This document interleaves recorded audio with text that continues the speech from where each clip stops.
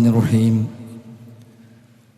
الحمد لله رب العالمين اللهم صل على محمد وعلى آل محمد كما صليت على إبراهيم وعلى آل إبراهيم إنك حميد مجيد اللهم بارك على محمد وعلى آل محمد كما باركت على إبراهيم وعلى آل إبراهيم إنك حميد مجيد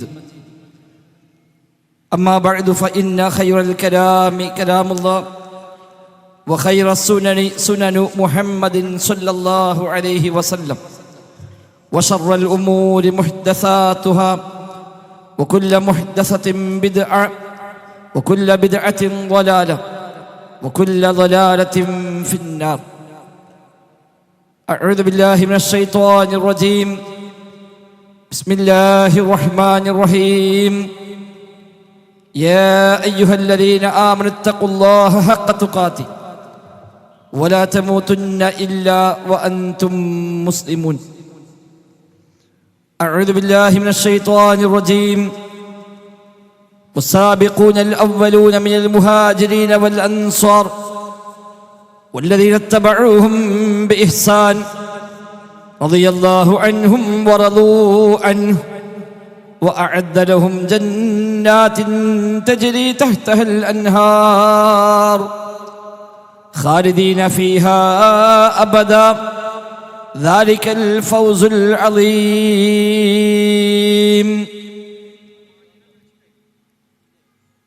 ബഹുമാന്യരായ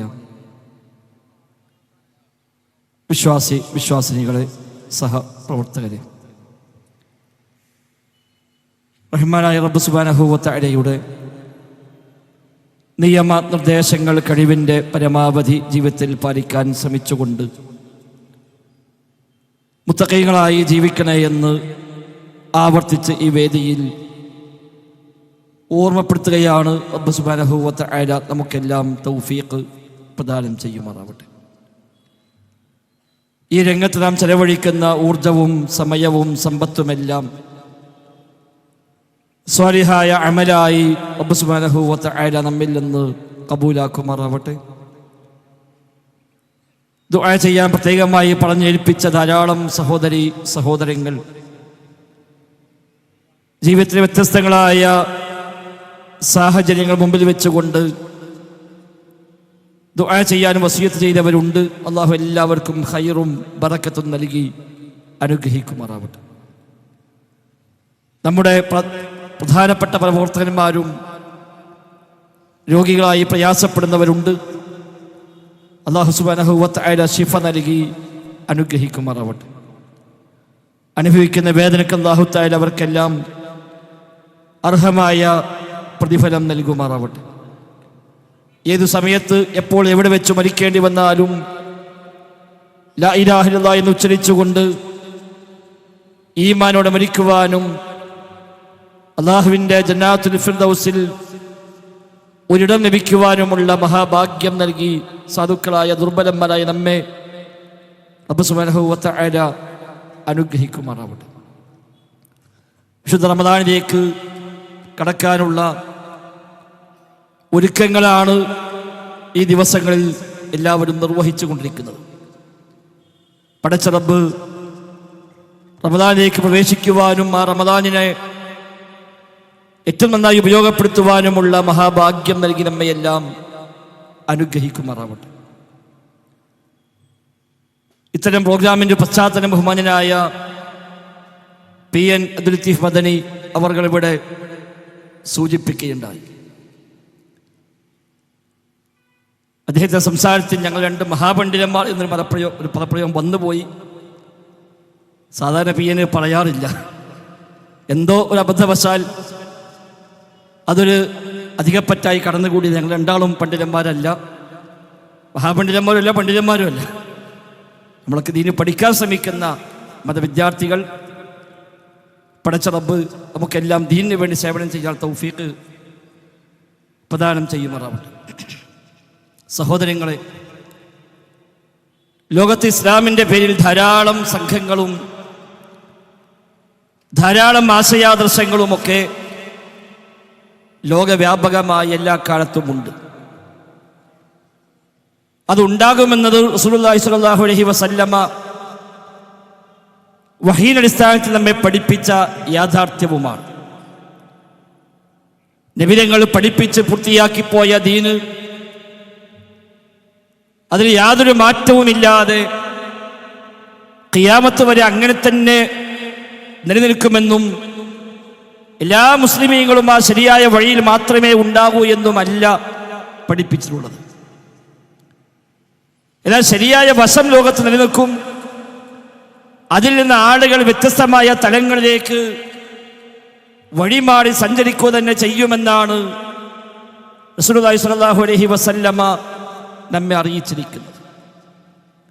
സ്വഹാബത്തിനോട് അവിടുന്ന് പറഞ്ഞു, എൻ്റെ കാലശേഷം നിങ്ങൾക്ക് ജീവിക്കാൻ അവസരം ലഭിക്കുന്നുവെങ്കിൽ ഫസയറ ഇഖ്തിലാഫൻ കസീറാ, ധാരാളം വീക്ഷണ വ്യത്യാസങ്ങൾ, അഭിപ്രായ ഭിന്നതകൾ അവന് കാണാൻ സാധിക്കും എന്ന് നബിതങ്ങൾ മുൻകൂട്ടി പഠിപ്പിക്കുകയുണ്ടായി.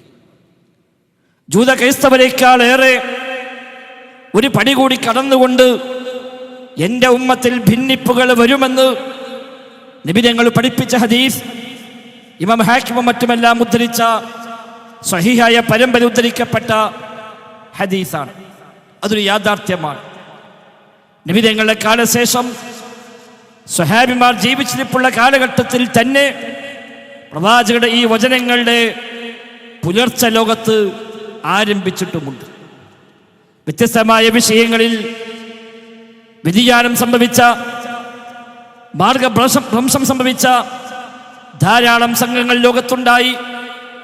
ഷിയാക്കളും ഖവാരിജുകളും മുഅ്തസിലിയാക്കളും റാഫിദിയാക്കളും ജഹ്മികളും ജബരികളും ജഅദികളും ഖദരികളും തുടങ്ങി അവയുടെ എല്ലാം അവാന്തര വിഭാഗങ്ങളായി വന്ന ഒട്ടനവധി സംഘങ്ങളുമായി ലോകത്ത് മുസ്ലിമീങ്ങൾ ധാരാളമായ ഭിന്നിപ്പിലേക്ക് മാറിപ്പോയി.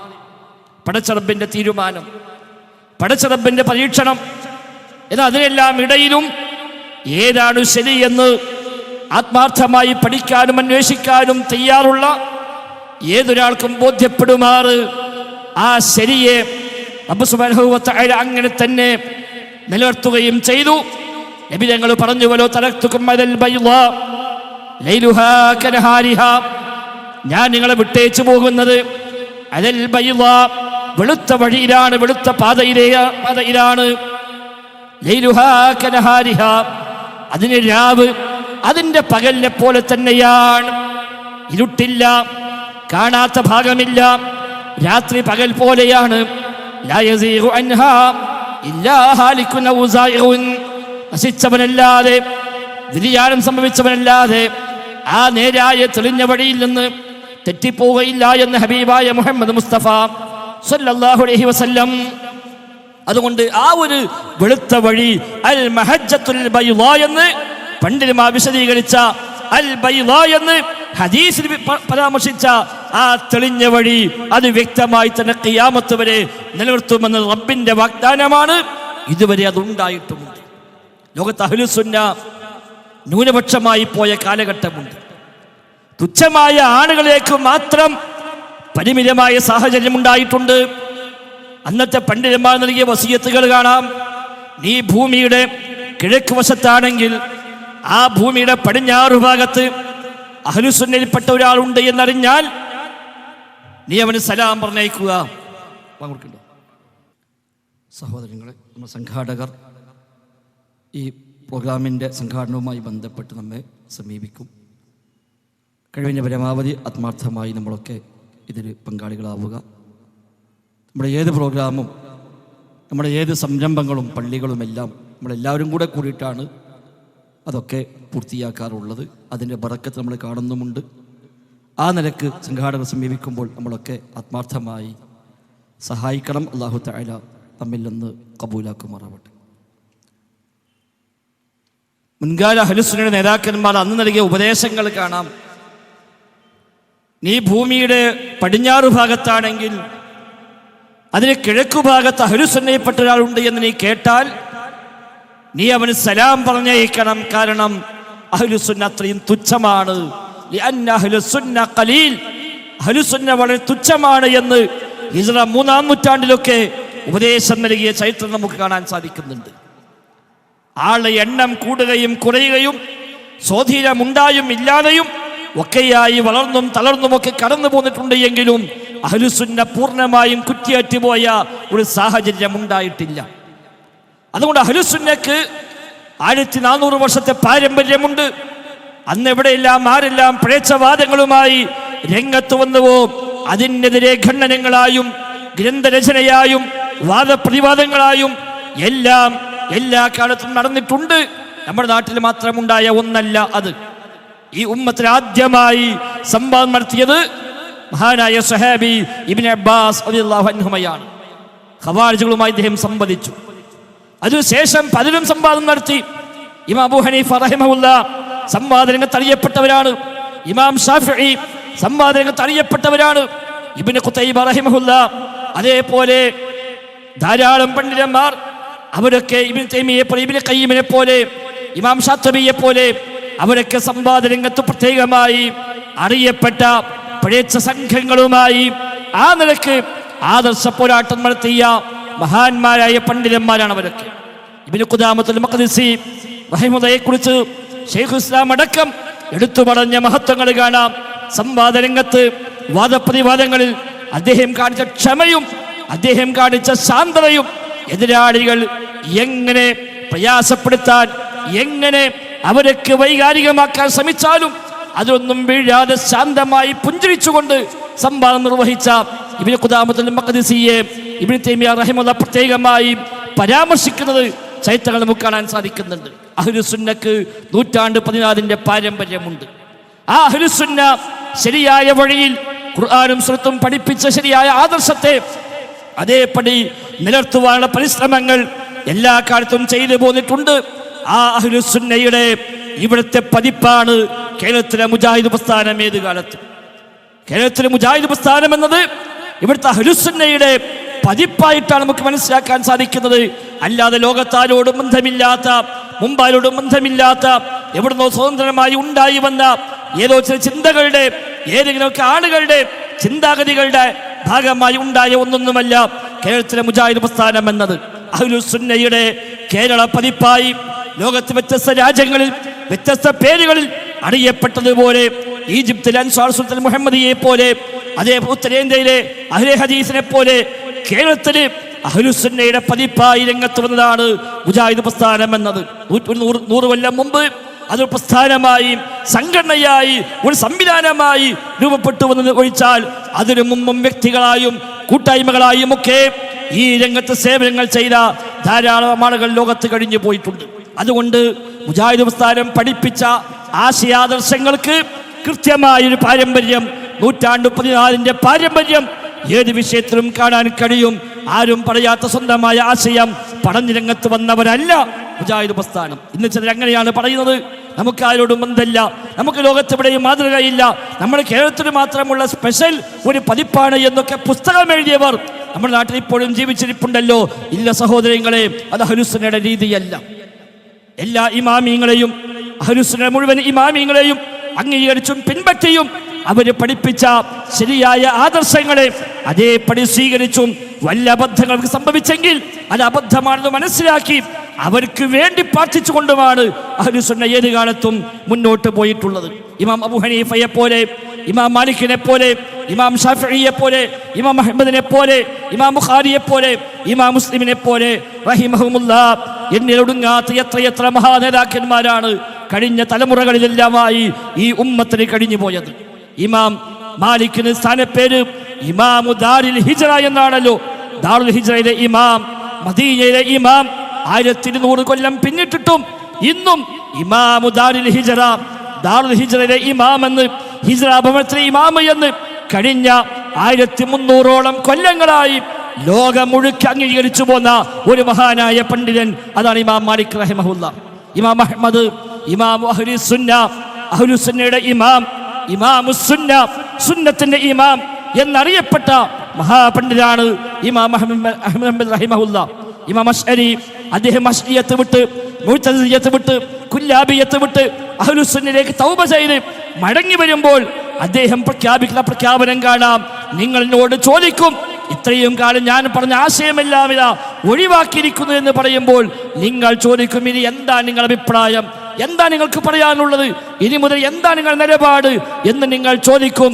എൻ്റെ നിലപാട് അല്ലാഹുവിന്റെ കിതാബിൽ റസൂലിന്റെ സുന്നത്തിൽ സ്ഥിരപ്പെട്ടതെന്തോ അത് അംഗീകരിക്കുന്നു. വബിമാ ഖാല ബിഹി അൽ ഇമാം അബൂ അബ്ദുല്ലാഹ് അഹ്മദ് ഹംബൽ റഹിമഹുല്ലാഹ് ഖായിലൂൻ. അള്ളാഹുവിന്റെ ദീനിന് വേണ്ടി സേവനം ചെയ്ത ഇമാമീങ്ങളിൽ മാതൃകായോഗ്യനായ അബൂ അബ്ദുല്ലാഹ് അഹ്മദ് ഹംബൽ റഹിമഹുല്ലാഹ് അദ്ദേഹം എന്താണോ നിലപാടായി സ്വീകരിച്ചത് ആ നിലപാട് പ്രകാരം പറയുന്നവരാണ് ഇന്നു മുതൽ ഞാനെന്നാണ് ഇമാം അശ്അരി തന്റെ തൗബയിൽ പോലും പ്രഖ്യാപിക്കുന്നത്. അതാണ് അഹ്ലുസുന്നയുടെ ഒരു പാരമ്പര്യം. ഇമാം ബുഖാരിയെ കുറിച്ച് അമീറുൽ മുഅ്മിനീൻ ഫിൽ ഹദീസ്, ഹദീസിലെ അമീറുൽ മുഅ്മിനീൻ എന്നാണ് ഇമാം ബുഖാരിക്ക് സ്ഥാനപ്പേര്. ഹദീസ് രംഗത്തെ അമീറുൽ മുഅ്മിനീൻ, മുഅ്മിനീങ്ങളുടെ നേതാവ്. ഹദീസ് വിഷയത്തിന് അമീറുൽ മുഅ്മിനീൻ ആര് എന്ന ചോദ്യത്തിന് ഇമാം ബുഖാരി എന്നാണ് കഴിഞ്ഞ 1200 കൊല്ലമായി മുസ്ലിം ലോകത്തിന്റെ മറുപടി. ഇന്നോ ഇമാം ബുഖാരി ഇമാമാക്കാൻ പറ്റൂല എന്ന് പറയുന്നവരാണ് മുജാഹിദിനെ പേര് പ്രവർത്തിക്കുന്നവർ. സുബ്ഹാനല്ലാഹ്, 1200 കൊല്ലത്തെ മുസ്ലിമീങ്ങൾ അമീറുൽ മുഅ്മിനീൻ ഫിൽ ഹദീസ്, ഹദീസിൽ അമീറുൽ മുഅ്മിനീൻ എന്നതിന് ഉത്തരമായി പറഞ്ഞത് ഇമാം ബുഖാരി എന്നാണ്. ലോകത്ത് ചോദ്യം ചെയ്യാൻ അഹ്ലുസുന്നയിൽ ഒരാളും ധൈര്യം കാണിച്ചിട്ടില്ല. പക്ഷെ ഇന്ന് ആ ധൈര്യം നമ്മൾ കേൾക്കുന്നു നമ്മുടെ നാടുകളിൽ. അതേപോലെ വ്യത്യസ്തരായ പണ്ഡിതന്മാർ ഇമാം ഷാഫി റഹിമഹുല്ലാഹ് അബൂ ഹനീഫയെ കുറിച്ച് പറഞ്ഞു, കർമ്മശാസ്ത്ര രംഗത്ത് ഫിഖ്ഹി രംഗത്തേക്ക് ആരെല്ലാം കടന്നു വന്നാലും ശരി അവർ മുഴുവനും കുല്ലുഹും ഇയാലുൻ അലാ അബീ ഹനീഫത, അവർക്ക് അബൂ ഹനീഫ ഇമാമിനോട് കടപ്പെട്ടവരാണ്. കാരണം അബൂ ഹനീഫ ഇമാമാണ് ഒരു കർമ്മശാസ്ത്രമെന്ന ഒരു വിജ്ഞാന ശാഖയാക്കി ഒരു പ്രത്യേകമായ അടുക്കും ചിട്ടയുമാക്കി രൂപപ്പെടുത്തി കൊണ്ടുവന്നതിൽ പ്രധാനപ്പെട്ട പങ്കുവഹിച്ചാൽ ഇമാം അബൂ ഹനീഫയാണ്. ആ അബൂ ഹനീഫയുടെ ശിഷ്യനാണ് ഇമാം മാലിക്, ആ ഇമാം മാലിക്കിന്റെ ശിഷ്യനാണ് ഇമാം ഷാഫിഈ, ആ ഇമാം ഷാഫിയുടെ ശിഷ്യനാണ് ഇമാം അഹ്മദ്. അതുകൊണ്ട് ആരൊക്കെ ഫിഖ്ഹി രംഗത്തേക്ക് വന്നാലും അവർക്ക് മുഴുവനുമുള്ള കടപ്പാട് ഇമാം അബൂ ഹനീഫയോടാണ് എന്ന് പഠിപ്പിച്ച ഇമാം ഷാഫി റഹിമഹുല്ലാഹ്. അവിടെ ഇങ്ങോട്ട് പോന്നാൽ ഇമാം ഇബ്നു തൈമിയ്യ റഹിമഹുല്ലാഹ് ശൈഖുൽ ഇസ്ലാം എന്നാണ് ലോകം നൽകിയ പേര്. ലോകം നൽകിയ പേര് സൂഫികളല്ലാത്ത, മുഅ്തസിലിയാക്കളല്ലാത്ത, പിഴച്ച സംഘങ്ങളല്ലാത്ത ബാക്കി എല്ലാവരും ഏകോപിച്ചു പറഞ്ഞ പേരാണ് ശൈഖുൽ ഇസ്ലാം എന്ന പേര്. ഇബ്നു തൈമിയ്യ റഹിമഹുല്ലാഹ് ആ പേര് പറയാൻ പാടില്ല എന്ന് 9-ാം നൂറ്റാണ്ടിൽ ചില ധിക്കാരികളായ പക്ഷപാതികളായ ചില ആളുകൾ വാദിച്ചപ്പോൾ അതിനെതിരെ അർ-റദ്ദുൽ വാഫിർ എന്ന കിതാബ് 9-ാം നൂറ്റാണ്ടിൽ നാസിറുദ്ദീൻ ദിമശ്കി റഹിമഹുല്ലാഹ് ആ വിഷയത്തിൽ മാത്രം എഴുതി.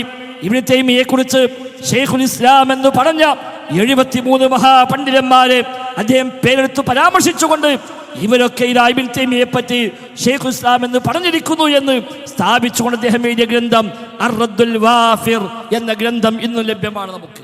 അദ്ദേഹത്തിന്റെ ശിഷ്യൻ ഇബ്നു ഖയ്യിം റഹിമഹുല്ലാഹ് അദ്ദേഹത്തെ കുറിച്ച് പറയാറുള്ളത്, ഇബ്നു തൈമിയ്യക്ക് ഇബ്നു ഖയ്യിം എന്ന ശിഷ്യൻ മാത്രം മതി, മറ്റൊന്നുമില്ലെങ്കിലും മറ്റൊന്നും ചെയ്തിട്ടില്ലെങ്കിലും ഈ ശിഷ്യനെ വളർത്തിക്കൊണ്ടുവന്നു എന്നത് മാത്രം മതി റബ്ബ് സ്വീകരിക്കുകയാണെങ്കിൽ സ്വർഗാവകാശിയായി മാറാൻ എന്ന് പഠിപ്പിക്കപ്പെട്ട മഹാപണ്ഡിതനാണ് ഇബ്നു ഖയ്യിം റഹിമഹുല്ലാഹ്. ഇങ്ങനെ തുടങ്ങി ഓരോ നൂറ്റാണ്ടിലും ധാരാളം ഇമാമിങ്ങൾ, ആ ഇമാമിങ്ങളെ മുഴുവൻ പാരമ്പര്യം സ്വീകരിച്ചുകൊണ്ട് അവർ പഠിപ്പിച്ച ആശയം സ്വീകരിച്ചുകൊണ്ട് പ്രമാണബദ്ധമായി അവർ പഠിപ്പിച്ച കാര്യങ്ങളെ അപ്പടി സ്വീകരിച്ചുകൊണ്ട് മാനുഷികമായ അബദ്ധങ്ങൾ അവർക്കുണ്ടെങ്കിൽ അത് അബദ്ധമാണെന്ന് തന്നെ മനസ്സിലാക്കി അവർക്ക് വേണ്ടി പ്രാർത്ഥിച്ചുകൊണ്ട് ആ ബഹുമാനം നിർത്തിക്കൊണ്ട് പോകുന്ന പ്രസ്ഥാനമാണ് മുജാഹിദ് പ്രസ്ഥാനം. അതുകൊണ്ട് തന്നെ അവരൊക്കെ എഴുതിയ കിതാബുകളെ സ്വീകരിക്കാൻ മുജാഹിദ് പ്രസ്ഥാനത്തിന് ഒരു പ്രയാസമുണ്ടായിട്ടില്ല. അവരൊക്കെ പഠിപ്പിച്ച ആശയങ്ങളെ തള്ളിപ്പറയേണ്ട ഗതികേട് മുജാഹിദ് പ്രസ്ഥാനത്തിന് ഉണ്ടായിട്ടില്ല. മുജാഹിദ് പ്രസ്ഥാനത്തെ പേര് സംഘടിപ്പിക്കുന്ന ഒരൊറ്റ വേദിയിൽ നിന്ന് ഇമാം ബുഖാരി ഇമാമല്ല എന്ന ഒരു പ്രമേയം, ആ ഒരു പ്രഖ്യാപനം ഈ അടുത്ത കാലങ്ങളിൽ തെറ്റിപ്പോയ മനുഷ്യന്മാരെ വേദിയിലല്ലാതെ ഒരു വേദിയിൽ നിന്ന് മുജാഹിദ് പ്രസ്ഥാനത്തിന്റെ പേരിൽ ഉണ്ടായിട്ടില്ല എന്ന് മാത്രമല്ല, അൽ-മനാറിന്റെ പേജുകളിൽ ഇമാം ബുഖാരിയുടെ, ഇമാം മുസ്ലിമിന്റെ, അവിടെ സ്വഹീഹൈനിയുടെ എല്ലാ മഹത്വങ്ങളെ വിവരിക്കുന്ന എത്ര ലേഖനങ്ങളാണ് പ്രചരിപ്പിക്കപ്പെട്ടത്, പ്രസിദ്ധീകരിക്കപ്പെട്ടത്, എത്ര ഗ്രന്ഥങ്ങളാണ് അവരൊക്കെ എഴുതിയതിനെ പരിഭാഷപ്പെടുത്തിയത്. എന്തിനാണ് ഇബ്നു തൈമിയ്യ റഹിമഹുള്ളയുടെ അൽ അഖീദത്തുൽ വാസിത്തിയ്യ മലയാളത്തിൽ പരിഭാഷപ്പെടുത്തിയതില്ലേ? ഉമർ മൗലവി റഹിമഹുള്ളയാണ് അക്കാലത്ത് പരിഭാഷപ്പെടുത്തിയത്. എന്തേ പരിഭാഷപ്പെടുത്താൻ കഴിഞ്ഞത്? അഖീദ പഠിപ്പിക്കാൻ വേണ്ടി എഴുതപ്പെട്ട, ലോകം മുഴുവൻ സ്വീകരിച്ചു പോന്ന അൽ അഖീദത്തുൽ വാസിത്തിയ്യ ലക്ഷക്കണക്കായ മനുഷ്യന്മാർ ഇന്നും കാണാപാഠം പഠിച്ച കിതാബാണ് അഖീദ വാസിത്തിയ്യ. ജാമിഅത്തുൽ ഹിന്ദിലടക്കം ആ കിതാബ് മുഴുവൻ കാണാതെ പഠിച്ച വിദ്യാർത്ഥികൾ ഇപ്പോഴും ഉണ്ട്. അൽഹംദുലില്ലാഹ്. അങ്ങനെയുള്ള ആ കിതാബ് അന്ന് ഉമർ മൗലവി റഹിമഹുള്ള മലയാളത്തിൽ പരിഭാഷപ്പെടുത്തി. മുഹമ്മദ് അബ്ദുൽ വഹാബ് റഹിമഹുള്ളയുടെ കിതാബ് തൗഹീദ്, കശ്ഫുശ് ശുബ്ഹാത്ത് ഇവയൊക്കെ മലയാളത്തിലേക്ക് പരിഭാഷപ്പെടുത്തി. ആ കാലഘട്ടങ്ങളിൽ മുസ്തഫ സബാഗിയുടെ മക്കാത്തുസ് സുന്ന, നബിചര്യയുടെ സ്ഥാനം വിളിക്കുന്ന ഗ്രന്ഥത്തെ അമാനി മൗലവി റഹിമഹുള്ള ഇവിടെ പരിഭാഷപ്പെടുത്തി. അവർക്കാർക്കും അന്ന് അതൊരു പ്രശ്നമായി തോന്നിയില്ല. എന്റെ കാരണം അഹ്ലുസുന്നയുടെ തനതായ വഴിയിലാണ് മുജാഹിദ് പ്രസ്ഥാനം അന്നും പോന്നത്. ഇമാം ബുഖാരി സ്വഹീഹിനെ കുറിച്ച് ലോകം നൽകിയ സർട്ടിഫിക്കറ്റ് ആണ് അസ്ഹഹു കുതുബിൻ ബഅദ കിതാബില്ലാ. അല്ലാഹുവിന്റെ കിതാബ് കഴിഞ്ഞാൽ പിന്നെ ഏറ്റവും സ്വഹീഹായ കിതാബ് ഇമാം ബുഖാരിയുടെ കിതാബാണ് എന്നാണ്. അല്ലാഹുവിന്റെ കിതാബ് കഴിഞ്ഞാൽ പിന്നെ ഏറ്റവും സ്വഹീഹ് അസ്ഹഹു കുതുബിൻ ബഅദ കിതാബില്ലാ. അല്ലാഹുവിന്റെ കിതാബിന് ശേഷം ഏറ്റവും സ്വഹീഹായ കിതാബ് ഏത് എന്ന ചോദ്യത്തിന് 12 നൂറ്റാണ്ടുകാലം മുസ്ലിം ലോകം പറഞ്ഞ മറുപടിയാണ് സ്വഹീഹുൽ ബുഖാരി എന്നത്. ഒരു ഹദീസിൽ മുത്തഫഖുൻ അലൈഹി ഇമാം ബുഖാരി ഉദ്ധരിച്ചു, ഇമാം മുസ്ലിം ഉദ്ധരിച്ചു എന്ന് പ്രയോഗിക്കപ്പെട്ട് കഴിഞ്ഞാൽ പിന്നെ ചോദ്യമില്ലാതെ, പിന്നെ ആലോചിക്കാതെ അത് നബി തങ്ങൾ പറഞ്ഞത് തന്നെയാണ് എന്ന് 100% ബോധ്യപ്പെട്ട് അംഗീകരിച്ചു പോന്ന രീതിയാണ് അഹ്ലുസുന്നക്ക് എല്ലാ കാലത്തും ഉള്ളത്. ഒരു ഹദീസിനെ ഇമാം ബുഖാരി ഉദ്ധരിച്ചാൽ, ഇമാം മുസ്ലിം ഉദ്ധരിച്ചാൽ ഫഖദ് ജാവസൽ ഖന്തറ, അത് പാലം കടന്നു കഴിഞ്ഞു, ഇനി അതേപ്പറ്റി ആക്ഷേപിക്കാനില്ല, ഇനി പരിശോധിക്കാനില്ല, ഒരു പരിശോധന ആവശ്യമില്ല, എല്ലാ ഘട്ടങ്ങളും കഴിഞ്ഞു, അത് പാലം കടന്നു, ഇനി എന്താ അതേപ്പറ്റി ആലോചിക്കാൻ, ഇനി ആരാധന്വേഷിക്കാനുള്ളത് എന്നാണ് മുസ്ലിം ലോകം കഴിഞ്ഞ 12 നൂറ്റാണ്ടുകാലമായി സ്വീകരിച്ചു പോകുന്നത്. ഇവിടെ കെ എം മൗലവി മുതൽ, വക്കം മൗലവി മുതൽ, പി കെ മൂസ മൗലവി മുതൽ, ഉമർ മൗലവി മുതൽ, അമാനി മൗലവി മുതൽ ഇങ്ങോട്ടുള്ള എല്ലാ പണ്ഡിതന്മാരും അവരൊക്കെ ഈ നയനിലപാടുകളെ ഇവിടെ പഠിപ്പിക്കുകയും സമൂഹത്തെ അത് ബോധവൽക്കരിക്കുകയും ചെയ്തവർ തന്നെയാണ് എന്ന കാര്യത്തിൽ ആർക്കും വ്യത്യാസമില്ല. ഇതാണ് മുജാഹിദ് പ്രസ്ഥാനം, അഹ്ലുസുന്നയുടെ ഒരു കേരള പതിപ്പ്. അതിനെ കേരള മോഡലായിക്കൊണ്ട് അഹ്ലുസുന്നയുടെ ഇമാമിങ്ങളെ, നേതാക്കളെ, ഗ്രന്ഥങ്ങളെ, അധ്യാപനങ്ങളെ എല്ലാം സ്വീകരിച്ചുകൊണ്ട് തന്നെ പ്രവർത്തിച്ചവർ. മാനുഷികമായ അബദ്ധങ്ങൾ ഏതൊരാൾക്കും ഉണ്ടാകാം, അമ്പിയാക്കളല്ലാത്ത ആരും മഅസൂമീങ്ങളല്ല. അവിടെ നിലപാടെന്താണ്? അഹ്ലുസുന്നക്ക് നിലപാടുണ്ട്, അഹ്ലുസുന്നക്ക് നിലപാടുണ്ട്. ആ നിലപാട് തന്നെയാണ് മുജാഹിദ് പ്രസ്ഥാനവും ഏത് കാലത്തും സ്വീകരിച്ചത്. കെ പി മുഹമ്മദ് മൗലവിയും എ പി അബ്ദുൽ ഖാദിർ മൗലവിയും റഹിമഹുമുല്ലാ ഒന്നിച്ച് രചിച്ച തഖ്ലീദ്, ഒരു സമഗ്ര പഠനം എന്ന പുസ്തകം വായിച്ചാൽ ആ നിലപാട് കൃത്യമായി കിട്ടും. അമാനിമയുടെ ഖുർആൻ പരിഭാഷയിൽ എത്ര സ്ഥലങ്ങളിലാണ് ആ നിലപാടുകളെ കൃത്യമായി പരിചയപ്പെടുത്തിയിരിക്കുന്നത്. അതായിരുന്നു മുജാഹിദ് പ്രസ്ഥാനത്തിന്റെ എല്ലാ കാലത്തുമുള്ള അടിസ്ഥാനം. അതിൽ ഒന്നാമതായി ഏറ്റവും മർമ്മപ്രധാനമായി സമൂഹത്തെ പഠിപ്പിച്ചത് തൗഹീദാണ്. കാരണം എല്ലാത്തിനും അസ്ല് തൗഹീദാണ്. നിസ്കാരം ശരിയാകണമെങ്കിൽ, നോമ്പ് ശരിയാകണമെങ്കിൽ, സകാത്തും ഹജ്ജും സ്വീകരിക്കപ്പെടണമെങ്കിൽ, ദിക്റും ദുആഉം പോലും പ്രതിഫലാർഹമായി മാറണമെങ്കിൽ, ഏത് അമലും സ്വീകരിക്കപ്പെടണമെങ്കിൽ ശിർക്കില്ലാത്ത കറകളഞ്ഞ തൗഹീദിൽ അധിഷ്ഠിതമായ വിശ്വാസം ഉണ്ടായിരിക്കണം, അല്ലെങ്കിൽ സ്വീകാര്യമല്ല. അല്ലാഹു പഠിപ്പിച്ചുവല്ലോ, ലഇൻ അശ്റക്ത ലയഹ്ബതന്ന അമലുക വലതകൂനന്ന മിനൽ ഖാസിരീൻ. നബിയെ, താങ്കളാണെങ്കിൽ പോലും ശിർക്ക് ചെയ്താൽ എല്ലാ അമലും ബാത്തിലായി, താങ്കൾ നഷ്ടക്കാരിൽ പെട്ടുപോകും നബിയേ. സൂറത്തുൽ സുമറിലെ 65-ാമത്തെ വചനം. പുളിക്കലങ്ങാടിയിലെ ഏതു സാധാരണക്കാരായ മുജാഹിദിനും കാണാപ്പാടമുള്ള ആയത്താണല്ലോ. കാലങ്ങളായി എല്ലാ മുജാഹിദ് വേദിയിലും ആവർത്തിച്ച് കേൾക്കുന്ന വചനമാണ്. തൗഹീദിന്റെ പ്രാധാന്യം ഉൾക്കൊണ്ടുകൊണ്ട് ആ തൗഹീദാണ് ഒന്നാമതായും രണ്ടാമതായും മൂന്നാമതായും മർമ്മപ്രധാനമായി മുജാഹിദ് പ്രസ്ഥാനം ഏത് കാലത്തും പഠിപ്പിച്ചത്. റബ്ബിനോടെ പ്രാർത്ഥിക്കാവും, അവനോടെ തേടാവും, അവന്റെ പേരിലെ നേർച്ച നേരാവും, അവന്റെ പേരിലെ സത്യം ചെയ്യാവും. കാരണം റബ്ബല്ലാത്ത ആരോട് തേടിയാലും ശരി, ലാ യസ്മഉ ദുആഅകും വലൗ സമിഉ മസ്തജാബു ലക്കും, അവരാരും നിങ്ങൾ ദുആ കേൾക്കുകയില്ല, കേട്ടുവെന്ന് സങ്കല്പിച്ചാൽ തന്നെ ഉത്തരം ചെയ്യുകയുമില്ല. നാളെ ഖിയാമത്തിൽ വരുമ്പോൾ നിങ്ങൾ ചെയ്ത ശിർക്കിനെ അവർ നിഷേധിക്കുകയും ചെയ്യും. സൂറത്തുൽ ഫാത്തിറിലെ 13-14 വചനങ്ങൾ. സൂറത്ത് അഹ്ഖാഫിലെ 5-6 വചനങ്ങൾ. വമൻ അളല്ലു മിമ്മൻ യദ്ഉ മിൻ ദൂനില്ലാഹ് മൻ ലാ യസ്തജീബു ലഹു ഇലാ യൗമിൽ ഖിയാമ വഹും അൻ ദുആഇഹിം ഗാഫിലൂൻ വഇദാ ഹുശിറൻ നാസ് കാനൂ ലഹും അഅദാഅ വകാനൂ ബിഇബാദതിഹിം കാഫിരീൻ. ഖിയാമത്ത് വരെ ഉത്തരം ചെയ്യാത്തവരെ വിളിച്ചു പ്രാർത്ഥിക്കുന്നവനേക്കാളും വഴിപിഴച്ച ദ്വലാലത്തിലായ മറ്റാരാണുള്ളത്? അവർ ശ്രദ്ധിക്കുന്നില്ല, അശ്രദ്ധരാണവർ ഈ പ്രാർത്ഥനയെക്കുറിച്ച്.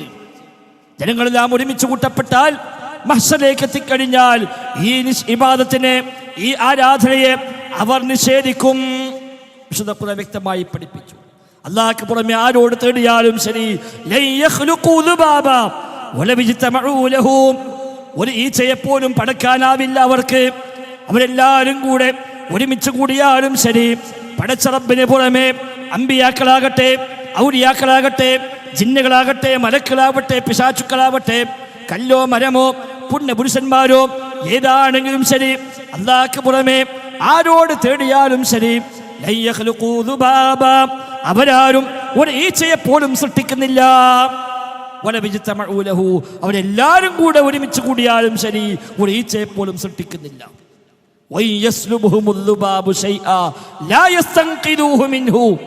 ഈ ചവലും തട്ടിയെടുത്തു കൊണ്ടുപോയാൽ തിരിച്ചു പിടിക്കാൻ പോലും കഴിവില്ലാത്തവരാണവർ.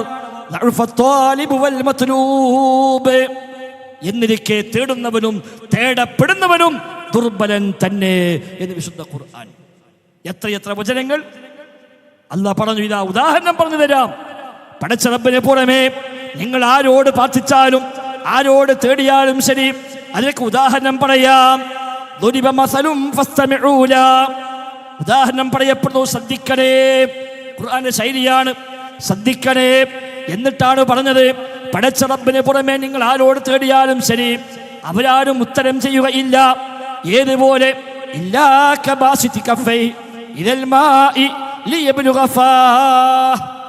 വെള്ളത്തെ കൈ നീട്ടി നിന്നിട്ട് വെള്ളം വായിലേക്ക് എത്താൻ ആഗ്രഹിക്കുന്ന മനുഷ്യന്റെ വായിലേക്ക് വെള്ളം എത്താത്തതുപോലെ ഇവരോട് എത്ര തേടിയാലും ശരി ഉത്തരമില്ല, കേൾക്കുന്നില്ല. ഖുതുബിയത്തിൽ 1000 പ്രാവശ്യം വിളിക്കാണ്. യാ ഗൗസ് യാ മുഹ്യിദ്ദീൻ അബ്ദുൽ ഖാദിർ ജീലാനി. 1000 അല്ല 10000 വിളിച്ചാലും ശരി, മുഹ്യിദ്ദീൻ ശൈഖ് അറിയുന്നില്ല, കേൾക്കുന്നില്ല. വിളിച്ചത് പോലും അറിയില്ല, വിളിച്ചു എന്ന് പോലും അറിയില്ല, അത് കേൾക്കുന്നില്ല, ഉത്തരം ചെയ്യുന്നില്ല. അവരോട് തേടുന്നവൻ ദുർബലൻ, തേടപ്പെടുന്നവൻ ദുർബലൻ. അവര് മരിച്ചവരാണ്.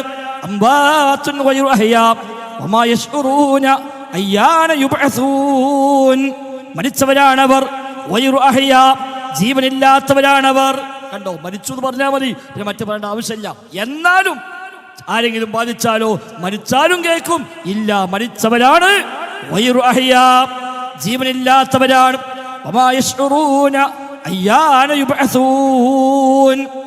എപ്പോഴാ ഉയർത്തെഴുന്നേൽപ്പിക്കപ്പെടുക എന്ന് പോലും അവർക്കറിയുകയില്ല. അവസാനം അല്ലാഹ് പറഞ്ഞു, അല്ലാഹുവിന് പുറമെ ഔലിയാഇനെ സ്വീകരിക്കുന്നവർ, രക്ഷാധികാരികളെ സ്വീകരിക്കുന്നവർ കമസലിൽ അൻകബൂത്ത് ഇത്തഖദത് ബൈതാ വഇന്ന ഔഹനൽ ബുയൂതി ലബൈതുൽ അൻകബൂത്ത്. അല്ലാഹുവിന് പുറമെ രക്ഷാധികാരികളെ, കൈകാര്യകർത്താക്കളെ സ്വീകരിക്കുന്നവർ, അവരുടെ ഉദാഹരണം കമസലിൽ അൻകബൂത്ത്, ഒരു എട്ടുകാലിയെ പോലെയാണ്. ഇത്തഖദത് ബൈതാ, ആ എട്ടുകാലി ഒരു വീടുണ്ടാക്കിയിരിക്കുന്നു. ഏറ്റവും ദുർബലമായ വീട് എട്ടുകാലിയുടെ വീടാണല്ലോ. അതുപോലെയാണ് അല്ലാഹുവിനെ സ്വീകരിക്കുന്നവർ. അത് അമ്പിയാക്കളെ സ്വീകരിച്ചാലും ഔലിയാക്കളെ സ്വീകരിച്ചാലും ജിന്നുകളെ സ്വീകരിച്ചാലും ശൈത്താന്മാരെ സ്വീകരിച്ചാലും മലക്കിനെ സ്വീകരിച്ചാലും ഏത് പടപ്പിനെ സ്വീകരിച്ചാലും ശരി, പടച്ച റബ്ബല്ലാത്ത ആരെ സ്വീകരിച്ചാലും ഇതാണ് അവസ്ഥയെന്ന് സംശയമില്ലാത്ത വിധം വിശുദ്ധ ഖുർആൻ വ്യക്തമാക്കുകയാണ്. മുജാഹിദ് പ്രസ്ഥാനം ഏത് കാലത്തും ഒന്നാമനായി പ്രബോധനം ചെയ്തത് ഈ ഒരു ആശയമാണ്, ഈ ഒരു അടിസ്ഥാനമാണ് എന്നും പഠിപ്പിച്ചു പോകുന്നത്.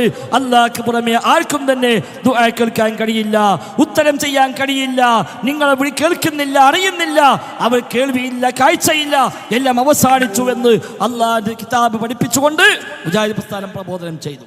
അത് സമസ്തക്കാരെ അല്ല, അവർ കാണും, അവർ കേൾക്കും, അവരറിയും. കലാമത്തുണ്ട്, മുഴുജത്തുണ്ട്, അമോദികമായ കഴിവുണ്ട്, കൊടുത്ത കഴിവാണ്, സ്വയം കഴിവില്ല എന്നൊക്കെ ന്യായം പറഞ്ഞുകൊണ്ടാണ് ലോകത്തെവിടുന്ന് വിളിച്ചാലും കേൾക്കുമെന്ന് പറഞ്ഞത്. എവിടുന്ന് വിളിച്ചാലും കേൾക്കും, അറിയും. വല്ലാ നിലത്തീന്നും എന്നെ വിളിപ്പോർക്ക് ബൈബൂടതുത്തീരം ചെയ്യും ഞാനെന്നോവറ്.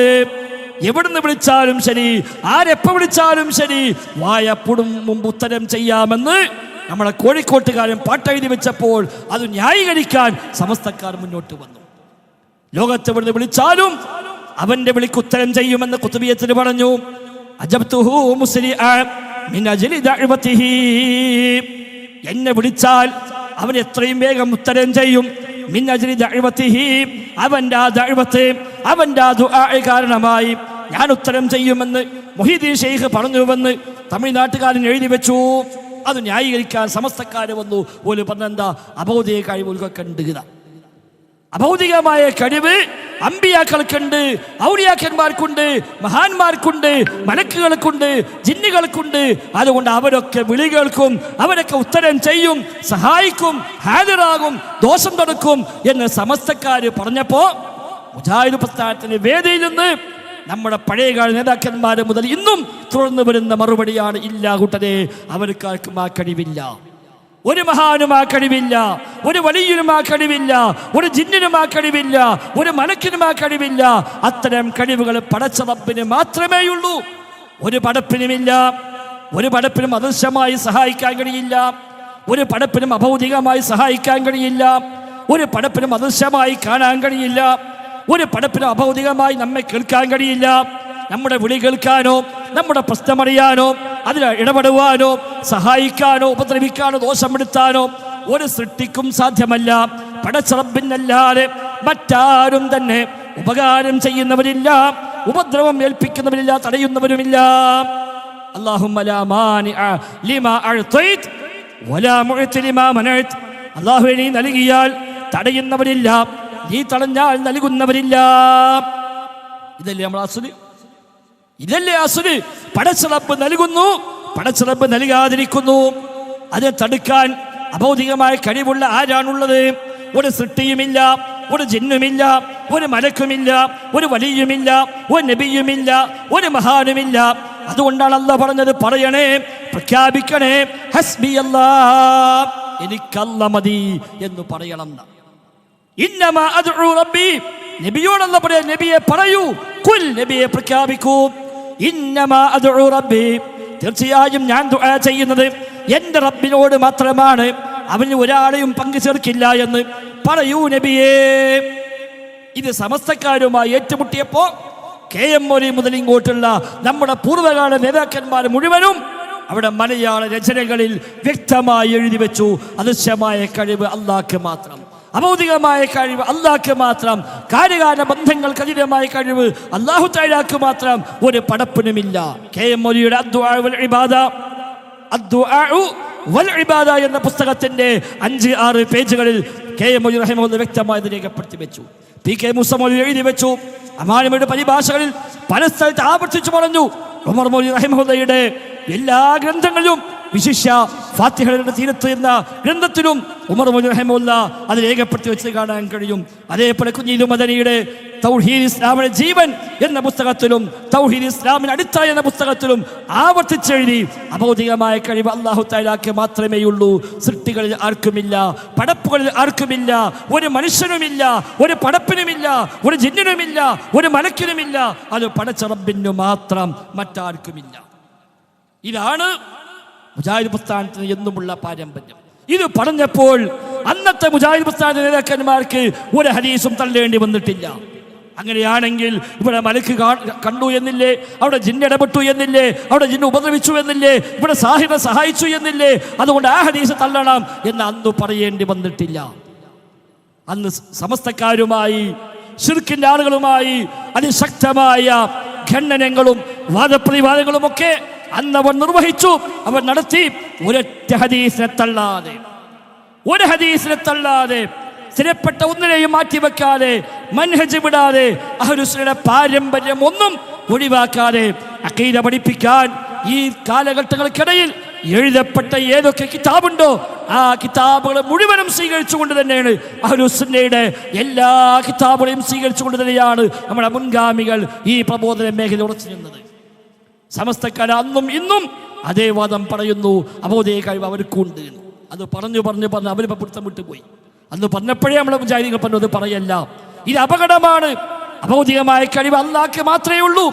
ആ റബ്ബിന്റെ കഴിവ് ഒരു പടപ്പിനുണ്ട് എന്ന് പറഞ്ഞാൽ അത് റബ്ബിൽ പങ്കു ചേർക്കലാണ്, ഖുദ്റത്തിൽ പങ്കു ചേർക്കലാണ്, ഇൽമിൽ പങ്കു ചേർക്കലാണ്, അവന്റെ വിശേഷങ്ങളിൽ പങ്കു ചേർക്കലാണ്. അതുകൊണ്ട് ഉമർ മൗലവി റഹിമഹുല്ലാഹ് അന്ന് രേഖപ്പെടുത്തി വെച്ചത് മുഹീദ്ദീൻ ശൈഖെ രക്ഷിക്കണേ എന്ന് ഒരാൾ തേടുമ്പോൾ അള്ളാഹുവിന്റെ 4 വിശേഷങ്ങളിൽ അയാൾ പങ്കു ചേർക്കുന്നുണ്ട്. അള്ളാഹുവിന്റെ അറിവ്, അവന്റെ കഴിവ്, അവന്റെ കേൾവി തുടങ്ങി അള്ളാഹുവിന്റെ 4 വിശേഷങ്ങളിൽ പങ്കു ചേർത്തുകൊണ്ടല്ലാതെ ഒരാൾക്ക് മുഹീദ്ദീൻ ശൈഖെ സഹായിക്കണേ രക്ഷിക്കണേ എന്ന് പറയാൻ കഴിയില്ല. അള്ളാഹിന്റെ ഇൽമ് ശൈഖിനുണ്ട് വിശ്വസിക്കണം, അള്ളാഹ് കേൾക്കുമ്പോലെ കേൾക്കുന്നത് വിശ്വസിക്കണം, അള്ളാഹ് കാണും പോലെ കാണുമെന്ന് വിശ്വസിക്കണം, അള്ളാഹ് അറിയും പോലെ അറിയുമെന്ന് വിശ്വസിക്കണം, അള്ളാഹ് സഹായിക്കും പോലെ സഹായിക്കുമെന്ന് വിശ്വസിക്കണം.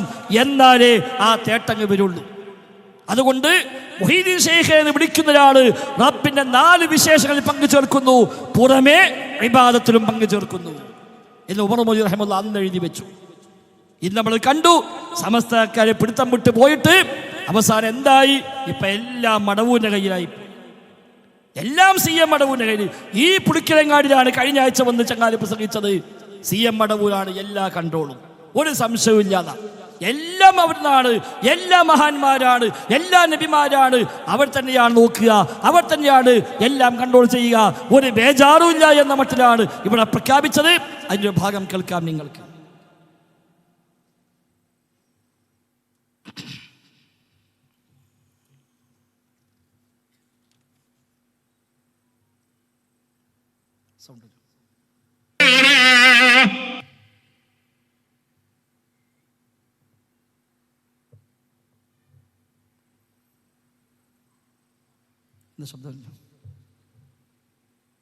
ഇവിടെ നടത്തിയ പ്രസംഗമാണ്. അവിടെയാണ് പ്രഖ്യാപിച്ചത് എല്ലാം അല്ലാഹു റസൂലിന് കൊടുക്കും, എല്ലാം ഔലിയാക്കന്മാർ കൈകാര്യം ചെയ്യും, അതിൽപ്പെട്ട കൈകാര്യകർത്താവ് തന്നെയാണ് CM മടവൂര് എന്ന് ഈ പുളിക്കഴിവെന്ന് പ്രസംഗിക്കുന്നിടത്തേക്ക് കാര്യങ്ങളെത്തി. അപ്പൊ അന്ന് പറഞ്ഞ ആ തെറ്റായ ആശയം, അന്ന് പറഞ്ഞ ആ ശിർക്കൻ ആശയം അവർ പൂർവാധികം ശക്തിയോടെ അതേ ശിർക്കും അതേ ഖുറാഫാത്തും അതേപോലെ ഇന്നും പറഞ്ഞുകൊണ്ടേയിരിക്കുന്നു. നമ്മളും അൽഹംദുലില്ലാ അവരെ പിന്നാലെ കൂടി അന്ന് മുജാഹിദ് പ്രസ്ഥാനം പറഞ്ഞ മറുപടി അതേപോലെ പറഞ്ഞുകൊണ്ടിരിക്കുന്നു. ഇവര് പറയും അല്ലാഹുവിന് അബൗദിയ കഴിവുണ്ട്, നമ്മൾ പറയില്ല കഴിവില്ല, അള്ളാഹ്ക്ക് മാത്രമേ ഉള്ളൂ. ഇത് അന്നും ഇന്നും നടക്കുകയാണ്. സമസ്തയുടെ ആളുകൾ ശിർക്കിന്റെ വാഹകർ അന്ന് പ്രഖ്യാപിച്ചു റബ്ബല്ലാത്തവർക്ക്, മഹാന്മാർക്ക്, അമ്പിയാക്കൾക്കെല്ലാം, ജിന്നിനും മലക്കിനുമെല്ലാം അബൗദികമായ കഴിവുണ്ട്, അദൃശ്യമായ കഴിവുണ്ട്, കാണാൻ കഴിയുമവർക്ക്, കേൾക്കാൻ കഴിയുമവർക്ക് എന്നൊക്കെ പറഞ്ഞപ്പോൾ അന്ന് KM മൗലവി മുതലുള്ള നമ്മുടെ നേതാക്കന്മാർ കൊടുത്ത മറുപടി ഇല്ല, ആ കഴിവില്ല, ആ കഴിവ് അള്ളാഹ്ക്ക് മാത്രമേ ഉള്ളൂ, അബൗദികമായ ശേഷി അള്ളാഹ്ക്ക് മാത്രമേ ഉള്ളൂ, അത് ഒരു പടപ്പിനുമില്ല എന്ന് പറഞ്ഞെടുത്ത് അൽഹംദുലില്ലാഹ് വിസ്ഡം ഓർഗനൈസേഷൻ അതേ വഴിയിൽ, അതേ പാതയിൽ, അതേ മാതൃകയിൽ ഇന്നും ഈ ശിർക്കിന്റെ ആളുകൾക്ക് എതിരായി ഖണ്ഡനങ്ങളുമായി, മറുപടികളുമായി, മുഖാമുഖങ്ങളുമായി, വാദപ്രതിവാദങ്ങളുമായി പിന്നാലെ പോകുമ്പോൾ അന്ന് പറഞ്ഞ അതേ മറുപടി അതേ പുസ്തകങ്ങൾ വായിച്ചുകൊണ്ട് പറയാൻ സാധിക്കുന്നുവെന്നത് നാം അതേ വഴിയിൽ തന്നെയാണ് എന്നതിൻ്റെ ഏറ്റവും വലിയ തെളിവ് തന്നെയാണ്. അന്ന് ഇവർ ഈ സമസ്തക്കാർക്കെതിരെ എത്ര സംവാദങ്ങൾ നടന്നു, എത്ര സംവാദങ്ങൾ നമുക്കറിയാം. അന്ന് പരപ്പരങ്ങാടി സംവാദം KM മൗലവിയും MCCയും അടക്കം ഒന്നിച്ചുകൂടി കൊണ്ട് നടത്തിയ ജംഇയ്യത്തുൽ ഉലമ, കേരള ജംഇയ്യത്തുൽ ഉലമ സമസ്തയുമായി ഔദ്യോഗികമായി കത്തിടപാടുകൾ നടത്തിക്കൊണ്ട് അന്ന് നടത്താൻ തീരുമാനിച്ച സംവാദമാണ് പരപ്പരങ്ങാടി സംവാദം. അതേപോലെ ചാലിയം സംവാദം 1940-കളിലാണ് ചാലിയം സംവാദം നടക്കുന്നത്. താനാളൂർ സംവാദം, പൂനൂർ സംവാദം, കുറ്റിച്ചിറ സംവാദം, പുളിക്കൽ സംവാദം, കുട്ടപ്പുറം സംവാദം, അതേപോലെയുള്ള വ്യത്യസ്തമായ സംവാദങ്ങൾ എത്രയാണ് നടന്നത്. സമസ്തക്കാരുമായി നമ്മുടെ പണ്ഡിതന്മാർ അന്ന് ഏറ്റുമുട്ടി. KM മൗലവി റഹിമഹുല്ലാഹ് മാർഗദർശിയായി ആ രംഗത്തുണ്ടായിരുന്നു. MCC ആ രംഗത്ത് ശക്തമായ യോദ്ധാവായി മുമ്പിലുണ്ടായിരുന്നു. അതേപോലെ എടവണ്ണ അലി മൗലവി സംവാദ രംഗത്ത് സജീവമായിട്ടുണ്ടായിരുന്നു. ശേഷം അലി അബ്ദുൽ റസാഖ് മദനിയും AP അബ്ദുൽ ഖാദിർ മൗലവിയും അത് ഏറ്റെടുത്തുകൊണ്ട് കൊട്ടപ്പുറം സംവാദത്തിലും അതേപോലെ താനാളൂർ സംവാദത്തിലൊക്കെ അവരാണത്രന്ന് നേതൃത്വം നൽകിയത്. അന്നൊക്കെ വന്നപ്പോൾ സമസ്തക്കാരുമായി സംവദിക്കുമ്പോൾ വ്യവസ്ഥ എഴുതുമ്പോൾ ആ വ്യവസ്ഥയിൽ വാദമായി പ്രമാണമായി ഒക്കെ രേഖപ്പെടുത്തിയത് ഒന്ന് വായിച്ചു നോക്കുന്നതല്ലാണ്. എന്താ പ്രമാണം എഴുതിയത്? ഖുർആനും സ്വഹീഹായ ഹദീസ്. ഖുർആനും സ്വഹീഹായ ഹദീസുമാണ് പ്രമാണമെന്നാണ് അന്നത്തെ നേതാക്കന്മാർ എഴുതി വെച്ചത്. ഇന്ന് പറയാൻ കഴിയുമോ? സംഘടന കൈയടക്കി വെച്ച ആളുകൾക്ക് ഔദ്യോഗികമായി ഇന്ന് പ്രഖ്യാപിക്കാൻ കഴിയുമോ? സ്വഹീഹായ മുഴുവൻ ഹദീസുകളെയും ഞങ്ങൾ സ്വീകരിക്കുമെന്ന് പറയാൻ കഴിയാത്ത അവസ്ഥയിലേക്ക് എത്തിയില്ലേ? പരസ്യമായി തള്ളുന്ന രീതിയിലേക്ക് മർക്കസ് നടക്കാർ പോയില്ലേ? എന്തേ കാരണം? ഈ ശരിയായ റൂട്ടിൽ നിന്ന് പിന്നീട് വഴിമാറിയത് തന്നെയാണ്. ഇങ്ങനെ വന്ന ഈ തുടർച്ചയിൽ നിന്ന്, ഈ പാരമ്പര്യത്തിൽ നിന്ന് 2000 ആണ്ടായപ്പോഴേക്ക് ചില വ്യതിയാനങ്ങൾ ആരംഭിച്ചു. മറ്റൊന്നുമല്ല, അടിസ്ഥാന കാരണം അഖ്ലാനിയത്ത് തന്നെയായിരുന്നു. അഖ്ലാനിയത്ത്, മതയുക്തിവാദം, ബുദ്ധിക്ക് പ്രാമുഖ്യം നൽകുകയും പ്രമാണങ്ങളെക്കാളേറെ ബുദ്ധിയെ മുന്തിക്കുകയും ആ ബുദ്ധിക്ക് യോജിക്കാത്തതെല്ലാം പ്രമാണത്തിൽ കണ്ടാലും സ്വീകരിക്കാൻ കഴിയില്ല, അസ്വീകാര്യമാണെന്ന് പറഞ്ഞ് തള്ളിക്കളയുകയും ചെയ്യുന്ന പ്രവണത 2000 ആണ്ടോടുകൂടി അതിന് തൊട്ട് മുമ്പ് ഒക്കെയായി ഈ പ്രസ്ഥാനത്തിലേക്ക് കടന്നു വന്നു. ഞങ്ങളൊക്കെ തൗഹീദ് മനസ്സിലാക്കി വന്നത് ആ കാലഘട്ടത്തിലാണ്. 99, 2000 വർഷത്തിലൊക്കെയാണ് ഞാനൊക്കെ അൽഹംദുലില്ലാഹ് ഈ വഴിയിലേക്ക് വന്നത്. അന്നൊക്കെ ഉള്ളിൽ ഈ ചർച്ചകളാണ്. നേരത്തെ PN പറഞ്ഞുവല്ലോ, ഫറൂഖ് സമ്മേളനം KNM നേതാക്കന്മാർ നടത്താൻ പാടില്ല എന്ന് പ്രഖ്യാപിച്ചിട്ടും ISM പ്രതിനിധി സമ്മേളനം എന്ന പേരിൽ ഫറൂഖ് സമ്മേളനം വന്നു. ഞങ്ങളൊക്കെ വന്ന ഉടനെ നമുക്കൊന്നും അറിയില്ല അതിന് ഉള്ളിൽ പ്രശ്നമുള്ളതോ ഇത് KNM നടത്താൻ പാടില്ല എന്ന് പറഞ്ഞതാണെന്നോ ഒന്നും അറിയില്ല. അവിടെ ആ സമ്മേളനത്തിൻ്റെ പ്രചാരണ വാഹനത്തിന് പല സ്ഥലത്തും പ്രസംഗിക്കാൻ ഞാൻ പോയി. അങ്ങനെ പ്രസംഗിക്കാൻ പോയപ്പോൾ തിരുവങ്ങാടി എത്തിയപ്പോൾ വണ്ടികളൊരാൾ പറഞ്ഞു, ഇത് തിരുവങ്ങാടിയാണ്, ഇത് മുജാഹിദീങ്ങളുടെ നാടാണ്, ഇവിടെ തൗഹീദ് പറയണ്ട, വേറെ വല്ലതും പറഞ്ഞാൽ മതിയാണ്. അപ്പം എനിക്കാണെങ്കിൽ തൗഹീദ് പറഞ്ഞാൽ അറിയുള്ളൂ, വേറെ ഒന്നും പറയാൻ അറിയില്ല, നമ്മൾ വന്നിട്ടല്ലേ ഉള്ളൂ. അപ്പം എന്താ ഇപ്പം പറയാം? ഞാൻ കൂടെ ആലോചിച്ചു, എനിക്കൊന്നും കിട്ടുന്നില്ല ആലോചിച്ചിട്ട്. ഏതാണ് എന്തൊക്കെയോ ഒരു വിഷയം ആലോചിച്ചുണ്ടാക്കിയിട്ട് ഞാൻ അങ്ങനെ പറഞ്ഞു കൊടുന്നു. ഒരു 3-4 മിനിറ്റ് പറഞ്ഞപ്പോഴേക്ക് തൗഹീദിലേക്ക് എത്തി. അങ്ങനെ തൗഹീദ് പറഞ്ഞു. പ്രസംഗം കഴിഞ്ഞപ്പോൾ എന്നോട് നിങ്ങളോട് തൗഹീദ് പറയേണ്ടത് എന്തിനാ ഞങ്ങൾ തൗഹീദ് പറഞ്ഞു വെച്ച്. അപ്പം ഞാൻ പറഞ്ഞത് ശരി, ഞാൻ അടുത്ത് ശ്രദ്ധിക്കാം. അത് കഴിഞ്ഞ് അടുത്ത ജംഗ്ഷനെത്തി അപ്പനോട് ഓർമ്മയാക്കി തൗഹീദ് പറയുന്നിട്ടോ. എനിക്കറിയില്ല എന്താ പറയുക ഉള്ളിന്നുള്ളത്. അവിടെയും പറഞ്ഞു ഒപ്പിച്ച്, പക്ഷെ പിന്നെയും അത് തൗഹീദ് വെക്കാനാണ്. അത് കഴിഞ്ഞ് കക്കാട് ജംഗ്ഷനിലേക്ക് എത്തി. കക്കാടെത്തിയപ്പോൾ എന്നോട് ഇദ്ദേഹം ആദ്യമേ പറഞ്ഞു, ഇതൊരു വലിയ ജംഗ്ഷനാണ്, ഇവിടെ എല്ലാ സൈസ് മനുഷ്യന്മാരും ഉണ്ടാകും, മുസ്ലിമീങ്ങൾ മാത്രം അല്ലാത്തവരും ഉണ്ടാകും, ഇവിടെ തൗഹീദ് പറയാൻ പാടില്ല. അപ്പോൾ അറ്റോടത്തെ മുജാഹിദീങ്ങൾ മാത്രം അവിടെ പറയാൻ പാടില്ല, ഇവിടെ എല്ലാവരും ഉണ്ട്, അവിടെയും പറയാൻ പാടില്ല. അപ്പം ഇനിയിപ്പോൾ എന്താ പറയുക? അങ്ങനെ ഞാനിവിടെ ആലോചിച്ച് എന്താ ഫലസ്തീൻ അങ്ങനത്തെ വിഷയമൊക്കെ ഉണ്ട്, ഇരിക്കാനൊന്നൊരു പിടുത്തില്ല, അങ്ങനത്തെ പറയാൻ കഴിയും, ഒന്നും കഴിയില്ല. ഞാനതൊക്കെ വേദന ആലോചിച്ചതൊക്കെ അതിമൊക്കെ തുടങ്ങി. ഒരു 5-6 മിനിറ്റ് കഴിഞ്ഞപ്പോഴേക്കും ഞാൻ തിരിച്ചു വിടും തൗഹീദിലേക്ക് എത്തി.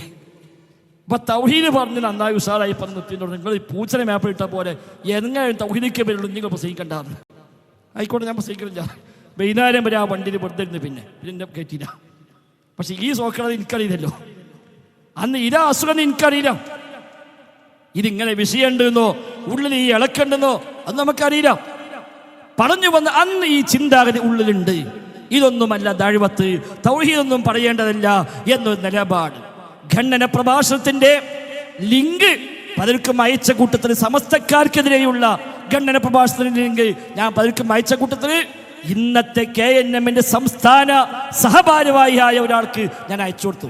സമസ്തക്കാർക്കെതിരെയുള്ള മറുപടിയാണ്. അദ്ദേഹത്തിൻ്റെ കമൻ്റ് അടിയിൽ കഷ്ടം എന്നാ ഗ്രൂപ്പിൽ ഐക്യപ്പെട്ട് വന്ന ആളാണ്. പക്ഷെ എന്തേ പ്രശ്നം? ഇതൊക്കെയാണോ ദഅവത്ത്? സഹോദരങ്ങളെ, ഇത് ഇങ്ങോട്ട് കൊണ്ടുപോകാൻ, മുജാഹിദ് പ്രസ്ഥാനത്തെ റൂട്ട് മാറ്റാൻ ചില ആളുകൾ അന്ന് ശ്രമിച്ചു. അങ്ങനെയാണ് 2002 ഔദ്യോഗികമായി ഭിന്നിപ്പുണ്ടാകുന്നത്. ആ ഭിന്നിച്ച് അത് പ്രഖ്യാപിക്കപ്പെട്ട് തൊട്ടടുത്ത ഞായറാഴ്ച എൻ്റെ നാട്ടിലെ ഒരു വിവാഹത്തിൽ പങ്കെടുക്കാൻ പോയതാണ് ഞാൻ. നമ്മളൊക്കെ മുജാഹിദായി നാട്ടിലാകെ പ്രശ്നമായിരിക്കുന്ന സമയത്താണ്. അങ്ങനെ വിവാഹപ്പന്തൽ ചെന്ന് ഇരിക്കുമ്പോഴാണ് പള്ളിക്കിലെ ഉസ്താദുമാരും മുസ്ലിംകളൊക്കെ പാട് കല്യാണത്തിന് വരുന്നത്. ഒരടി പെട്ടുപോയി, കുടുങ്ങി എണീറ്റ് പോരാൻ വയ്യല്ലോ. അപ്പം അവിടുത്തെ മുദരിസുണ്ട്, ഒരു ഹമീദ് ഫൈസി, ആ കോട്ടുകാരൻ. അദ്ദേഹത്തിനോട് ചല്ലമോലി നിങ്ങളിപ്പോൾ ഏത് ഗ്രൂപ്പ് അയച്ചു? നമുക്കെന്ന് ഗ്രൂപ്പ് കേൾക്കുമ്പോഴേക്കും ആകെ എടുങ്ങാനുള്ള സമയമാണ്. ഞാൻ പറഞ്ഞു, ഞാൻ ഏത് ഗ്രൂപ്പായാലും വേണ്ടില്ല, നിങ്ങളെ വെറുതെ വിടില്ല. അപ്പം പൈസ അപ്പം നിങ്ങൾ കേന്ദ്രമാണ്. അതെന്തെങ്കിലും അങ്ങനെ ഓരപ്പം ഞങ്ങൾക്ക് ഇതോട് മറ്റൊരു ഏതാണ് ഞങ്ങളൊപ്പം ആയിരുന്നു. അപ്പോഴേ ഞാൻ ആലോചിക്കണം, പഠിച്ചോടെ ഇവർക്ക് മനസ്സിലായി, എനിക്ക് മനസ്സിലായിട്ടില്ലല്ലോ. അങ്ങനെ നമ്മളൊക്കെ അതിന് വെക്കുന്നത്. പറഞ്ഞു വന്നത് ഈ അഖ്ലാനിയത്ത്, ഈ മൻഹജ് വേണ്ട, തൗഹീദ് പറയണ്ട, പല ഹദീസും സ്വീകരിക്കേണ്ടതല്ല എന്ന നിലപാട് ഉള്ളിൽ വെച്ചത് കൊണ്ടാണ് 2002 ആ പ്രശ്നങ്ങൾ ഉണ്ടായത്. അത് 2002 മുമ്പേ ആരംഭിച്ചു, 2002 പുറത്തേക്ക് ഇറങ്ങിയത് മാത്രം. അങ്ങനെ അവരെ പുറത്തിറങ്ങി, അല്ലെങ്കിൽ പുറത്താക്കി, എന്തോ ആയിക്കോട്ടെ. അതിനുശേഷം എന്താ സംഭവിച്ചത്? 2002 മുതൽ 2025 വരെയുള്ള അവരെ 23 കൊല്ലം എടുത്തു നോക്കുക. 2002 അംഗീകരിച്ച ഹദീസുകൾ പലതും ഇന്ന് അംഗീകരിക്കുന്നില്ല. 2002 അംഗീകരിച്ച പല വിഷയങ്ങളും ഇന്ന് അംഗീകരിക്കുന്നില്ല. ഇന്ന് ഓരോന്നും തള്ളുകയാണ്. സംസം വെള്ളത്തിന്റെ ശിഫയെ ഇന്നും അവർ അംഗീകരിക്കുന്നില്ല, നിഷേധിക്കുന്നു. പരപ്പനാട് ഖണ്ഡനത്തിന് ആവർത്തിച്ച് ചോദിച്ചു, ഞങ്ങൾ സംസം വെള്ളം ശിഫയാണ് എന്ന് പ്രഖ്യാപിക്കാൻ ധൈര്യമുണ്ടോ? പ്രഖ്യാപിച്ചില്ല. അവസാനം പറഞ്ഞൊപ്പിച്ചെന്താ, ഞങ്ങൾ തവാഫ് ചെയ്ത് കഴിഞ്ഞാൽ സംസം വെള്ളം കുടിക്കലുണ്ട് എന്നാ. അത് ക്ഷീണം മാറാനാ, അല്ലാതെ ശിഫക്കല്ല. ചോദിച്ചു, ശിഫയുണ്ട് പ്രഖ്യാപിക്കൂ, പക്ഷെ പ്രഖ്യാപിക്കാൻ ധൈര്യമില്ല. അതേപോലെ ഹജറുൽ അസ്വദ് ബറക്കത്തുള്ള കല്ലാണ്, സ്വർഗീയമായ കല്ലാണ് എന്നത് അംഗീകരിക്കുന്നില്ല. അജ്വാക്കാരൊക്കെ ശമനമുണ്ട് എന്ന ഹദീസ് അംഗീകരിക്കുന്നില്ല. എത്ര വേദികൾ നിഷേധിച്ചു. ശബാബിൽ ആവർത്തിച്ച് നിഷേധരേഖകൾ വന്നുകൊണ്ടിരിക്കുന്നു. മസീഹുദ് ദജ്ജാൽ എന്നാൽ ഖിയാമത്തിന്റെ അടയാളമായി വരാനുള്ള ഒരു പ്രത്യേകമായ അടയാളമാണ് എന്ന് അംഗീകരിക്കുന്നില്ല. പിഴച്ച പ്രസ്ഥാനങ്ങൾക്ക്, പിഴച്ച സംഘങ്ങൾക്ക്, പിഴച്ച നേതാക്കന്മാർക്ക് എല്ലാം പറയുന്ന പേരാണ് മസീഹുദ് ദജ്ജാൽ എന്നാണ് ശബാബിൽ ലേഖനം എഴുതിയത്. അവിടെ ഇങ്ങോട്ട് എത്ര വിഷയങ്ങൾ. അതിന്റെ ഭാഗമാണ് സിഹർ നിഷേധിച്ചത്, അതിന്റെ ഭാഗമാണ് അഴിഞ്ഞ് നിഷേധിച്ചത്, അതിന്റെ ഭാഗമാണ് ജിന്നുബാധ വിവാദമായത്. അല്ലാതെ നമ്മളാരും ജിന്നിന്റെ പിന്നാലെ പോയതല്ല. നമ്മളാരും സിഹർ ചെയ്യാൻ പോയിട്ടില്ല. നമ്മളാരും സിഹർ കൊണ്ട് ബാത്തിലാക്കാൻ പോയിട്ടില്ല. നമ്മളാരും അത്തരം ശിർക്കിന്റെ പിന്നാലെ പോയിട്ടില്ല. ജിന്നുമായി ഒരു ബന്ധവും സ്ഥാപിച്ചിട്ടില്ല. ഇന്നേ വരെ ജിന്നുമായി ഏതെങ്കിലും അത്ര ബന്ധം നമ്മളാരും സ്ഥാപിച്ചിട്ടില്ല. പക്ഷേ ഹദീസ് അസ്വീകാര്യമായി മാറിയപ്പോഴാണ് അതെല്ലാം ചർച്ചയായി മാറിയത്. അങ്ങനെ സ്ഥിരപ്പെട്ട ഒരുപാട് സംഭവങ്ങൾ, അതിൽ റുഖിയ ശർഈ അടക്കമുള്ള കാര്യങ്ങൾ നിഷേധിക്കുന്ന ലെവലിലേക്ക് അവരെത്തി. അതിനെതിരെ ശക്തമായി KNM വേദിയിൽ നിന്നുകൊണ്ട് 2002 മുതൽ ഞങ്ങളൊക്കെ എല്ലാവരും അൽഹംദുലില്ലാഹ് അന്ന് രംഗത്തിറങ്ങി. അതിശക്തമായ ദഅവത്ത്, അവർക്കെതിരെ ശക്തമായ ദഅവത്ത്, ഖണ്ഡനങ്ങളായും സംവാദങ്ങളായും മറുപടികളായും എത്ര വേദികളാണ് 2002 മുതൽ 2007 വരെയുള്ള 5 കൊല്ലം അതിശക്തമായ മുന്നേറ്റമായിരുന്നു. 2007 ചങ്ങരകുളം സമ്മേളനം വല്ലാത്തൊരു സന്തോഷമുളവാക്കിയ, കലങ്കുളിർമ നൽകിയ, മുജാഹിദുകൾ സന്തോഷം കൊണ്ട് കലഞ്ഞുപോയ സമ്മേളനമാണല്ലോ 2007 മുജാഹിദ് സമ്മേളനം ചങ്ങരകുളത്ത് വെച്ച് നടന്നത്. അങ്ങനെ ആ ഒരു യാത്ര മുന്നോട്ട് പോകുമ്പോഴാണ് അതിനെ തകർക്കാനുള്ള ശ്രമങ്ങൾ വീണ്ടും ഉണ്ടാകുന്നത്. അപ്പോഴാണ് ഇതേ അഖ്ലാനിയത്ത് ഉള്ളിൽ വെച്ച മനുഷ്യന്മാർ ഇനി ഇവിടെ അവശേഷിക്കുന്നുണ്ട്, പുറത്ത് പോകാതെ അള്ളിപ്പിടിച്ച് KNM എന്ന ആ ലേബലിന് താഴെ സുരക്ഷിതമായി കഴിയുന്ന അഖ്ലാനിയത്ത് തലയിൽ മനുഷ്യന്മാർ ഉണ്ട് എന്ന് മനസ്സിലാകുകയും അങ്ങനെയാണ് ഒരു അവിശുദ്ധ കൂട്ടുകെട്ട്, അവരും പുറത്തായവരും അല്ലെങ്കിൽ പുറത്താക്കപ്പെട്ടവരും തമ്മിലുള്ള കൂട്ടുകെട്ട് പിന്നെ ഉണ്ടാകുന്നത്. അവിടെ 2007 മുതൽ പിന്നെ വീണ്ടും ജിന്ന് ചർച്ചയാകുന്നത്. അല്ലാതെ ജബ്ബാർ മൊയ്‌നി ലേഖനമൊന്നുമല്ല വിഷയം. അബ്ദുൽ ജബ്ബാർ മൊയ്‌നി റഹിമഹുല്ലാഹ് അദ്ദേഹം ആ ലേഖനം എഴുതിയിട്ട് പിന്നെ എത്ര കാലം ജീവിച്ചു. പക്ഷേ അന്നൊന്നുമില്ലാത്ത വിവാദങ്ങൾ എങ്ങനെയാ പിന്നെയുണ്ടായത്? അതിനുശേഷം നടന്ന വാദപ്രതിവാദങ്ങളിൽ നേരത്തെ PN പറഞ്ഞുവല്ലോ, വൈജ്ഞാനിക നേതൃത്വം എന്നും അബ്ദുൽ ജബ്ബാർ റഹിമഹുല്ലാഹ്. അള്ളാഹു സ്വർഗം നൽകി അനുഗ്രഹിക്കുമാറാവട്ടെ. 2004 മണ്ണാർക്കാട് സംവാദം ഏത് മുജാഹിദാ മറക്കാൻ കഴിയുക? ജബ്ബാർ മൊയ്‌നി റഹിമഹുല്ലാഹ് 2 മാസക്കാലം ജാമിഅ സലഫിയിലെ ലൈബ്രറിയിലും മൗലവിയുടെ വീട്ടിലുമൊക്കെയായി മാറി മൗലവിയുടെ കൂടെ സക്കരിയ സ്വലാഹിയും ഹനീഫ് കായക്കൊടിയും അനസ് മൗലവിയും ഞാനുമെല്ലാം അടങ്ങുന്ന സംഘം ഒന്നിച്ചിരുന്ന് മൗലവിയുടെ കൂടെ ഇരുന്നിട്ടാണ് ഓരോന്നായി മൗലവി ചോദിച്ചു പഠിച്ച് ഓരോ കിതാബുകൾ കണ്ട് അടയാളം വെച്ച് വായിച്ചു തന്ന് നമ്മളെ കൊണ്ട് വായിപ്പിച്ച് തെറ്റുന്നുണ്ടോ നോക്കി, അങ്ങനെയാണ് ജബ്ബാർ റഹിമഹുല്ലാഹ് ആ മണ്ണാർക്ക സംവാദത്തിലേക്ക് നമ്മൾ പോയത്. 2006 വസങ്കടി സംവാദം, 2006 ഇടമുട്ടം സംവാദം, ഒന്ന് ഫെബ്രുവരി 28-നാണ്, മറ്റൊന്ന് മാർച്ച് 12-നാണ്. ജബ്ബാർ മൊയ്‌നി റഹിമഹുള്ളയാണ് അതിൻ്റെ വൈജ്ഞാനികമായ തലാന്ന്. ഓരോ രംഗത്തും കോട്ടക്കൽ സംവാദം വരെയുള്ള സംവാദങ്ങളിൽ ജബ്ബാർ മൊയ്‌നി റഹിമഹുള്ളയാണ് അന്ന് മുമ്പിൽ നിന്നത്. കോഴിച്ചൽ സംവാദത്തിൽ ജബ്ബാർ മൊയ്‌നിയാണ് നമുക്ക് ആ വിഷയത്തിൽ കൃത്യമായ ഡയറക്ഷൻ നൽകിയത്. അങ്ങനെ എല്ലാ രംഗത്തും വൈജ്ഞാനികമായ നേതൃത്വം നൽകി ആ ശരിയായ റൂട്ടിൽ തന്നെ മുന്നോട്ട് കൊണ്ടുപോയി. അന്നൊന്നുമില്ലാത്ത ആക്ഷേപം പിന്നെങ്ങനെ വന്നു? അന്നൊന്നും പറഞ്ഞിട്ടില്ല ആരും. ജബ്ബാർ മൊഴി എഴുതി തെറ്റാന്ന് പറഞ്ഞിട്ടില്ല. ജബ്ബാർ മൊഴി ആ പറഞ്ഞ ആശയം ആ ഇസ്ലാഹിൽ മാത്രമല്ലല്ലോ, അദ്ദേഹം എഴുതിയ എല്ലാ രചനകളും എല്ലാ ഗ്രന്ഥങ്ങളും മറുപടി പുസ്തകങ്ങളും അതിനൊക്കെ റൂട്ട് അതേ റൂട്ട് തന്നെയല്ലേ. അതൊന്നും ആക്ഷേപമില്ലാത്തവർ, അതൊന്നും ഇസ്ലാഹിലെ ലേഖനമല്ല പ്രശ്നം, ജിന്നല്ല പ്രശ്നം. ജബ്ബാർ മൊഴിക്ക് അല്ലാഹു തആല കുറച്ച് കൂലി കൊടുക്കാൻ അല്ലാഹ് ഇത് നിമിത്തമാക്കി എന്ന് മാത്രം പടച്ചറബ് അദ്ദേഹത്തിന് മഗ്ഫിറത്ത് നൽകി അനുഗ്രഹിക്കുമാറാവട്ടെ. എന്നിട്ട് അത് വെറുതെ പൊക്കി പിടിച്ചുകൊണ്ട് വിവാദമാക്കി മുജാഹിദുകൾക്കിടയിൽ അവർ തൗഹീദ് പഴിച്ചിരിക്കുന്നു, ജിന്നെ വിളിക്കാൻ തുടങ്ങിയിരിക്കുന്നു എന്ന നുണയുണ്ടാക്കി പ്രചരിപ്പിച്ചിട്ട് ടി.പി. അബ്ദുൽ ഖായിം അടക്കമുള്ള ആളുകളെ കൊണ്ട് ആ ശുദ്ധമായ നുണ സ്റ്റേജ് വെച്ച് പ്രഖ്യാപിപ്പിച്ചുകൊണ്ടാണ് ഇത് വീണ്ടും ഇവിടെ ചർച്ചയാക്കിയത്. കാരണം ഒരു അവിശുദ്ധ ബന്ധം അവിടെ നടക്കേണ്ടിയിരുന്നു. അതിനുവേണ്ടി അങ്ങനെ ഐക്യത്തിന് പല ശ്രമങ്ങളുണ്ടായി.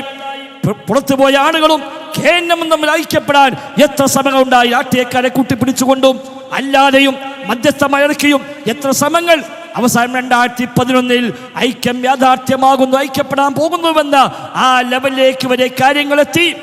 അപ്പോഴാണ് വീണ്ടും പല ആളുകളും ഉണ്ടെന്ന് ചോദിച്ചാൽ അല്ല, ഐക്യപ്പെടാൻ നല്ല കാര്യം തന്നെ. പക്ഷേ ഐക്യപ്പെടുമ്പോൾ ആളുകൾ ചോദിക്കുമല്ലോ, സംസം വെള്ളം തീരുമാനമായോ, ഹജർ അസ്വദ് തീരുമാനമായോ, ജിന്നുബാധ തീരുമാനമായോ, സിഹ്ർ വിഷയം തീരുമാനമായോ, റുഖിയ ശർഇയ്യ തീരുമാനമായോ, ഇങ്ങനെ തുടങ്ങി നിഷേധിച്ച ഒരുപാട് ഹദീസുകളെ 2002 മുതൽ ഇതുവരെയും നമ്മൾക്ക് സ്റ്റേജ് കെട്ടി പറഞ്ഞല്ലോ, ഇത് ഹദീസ് നിഷേധമാണ്, ഇത് ഹദീസ് നിഷേധമാണെന്ന് പറഞ്ഞില്ലേ.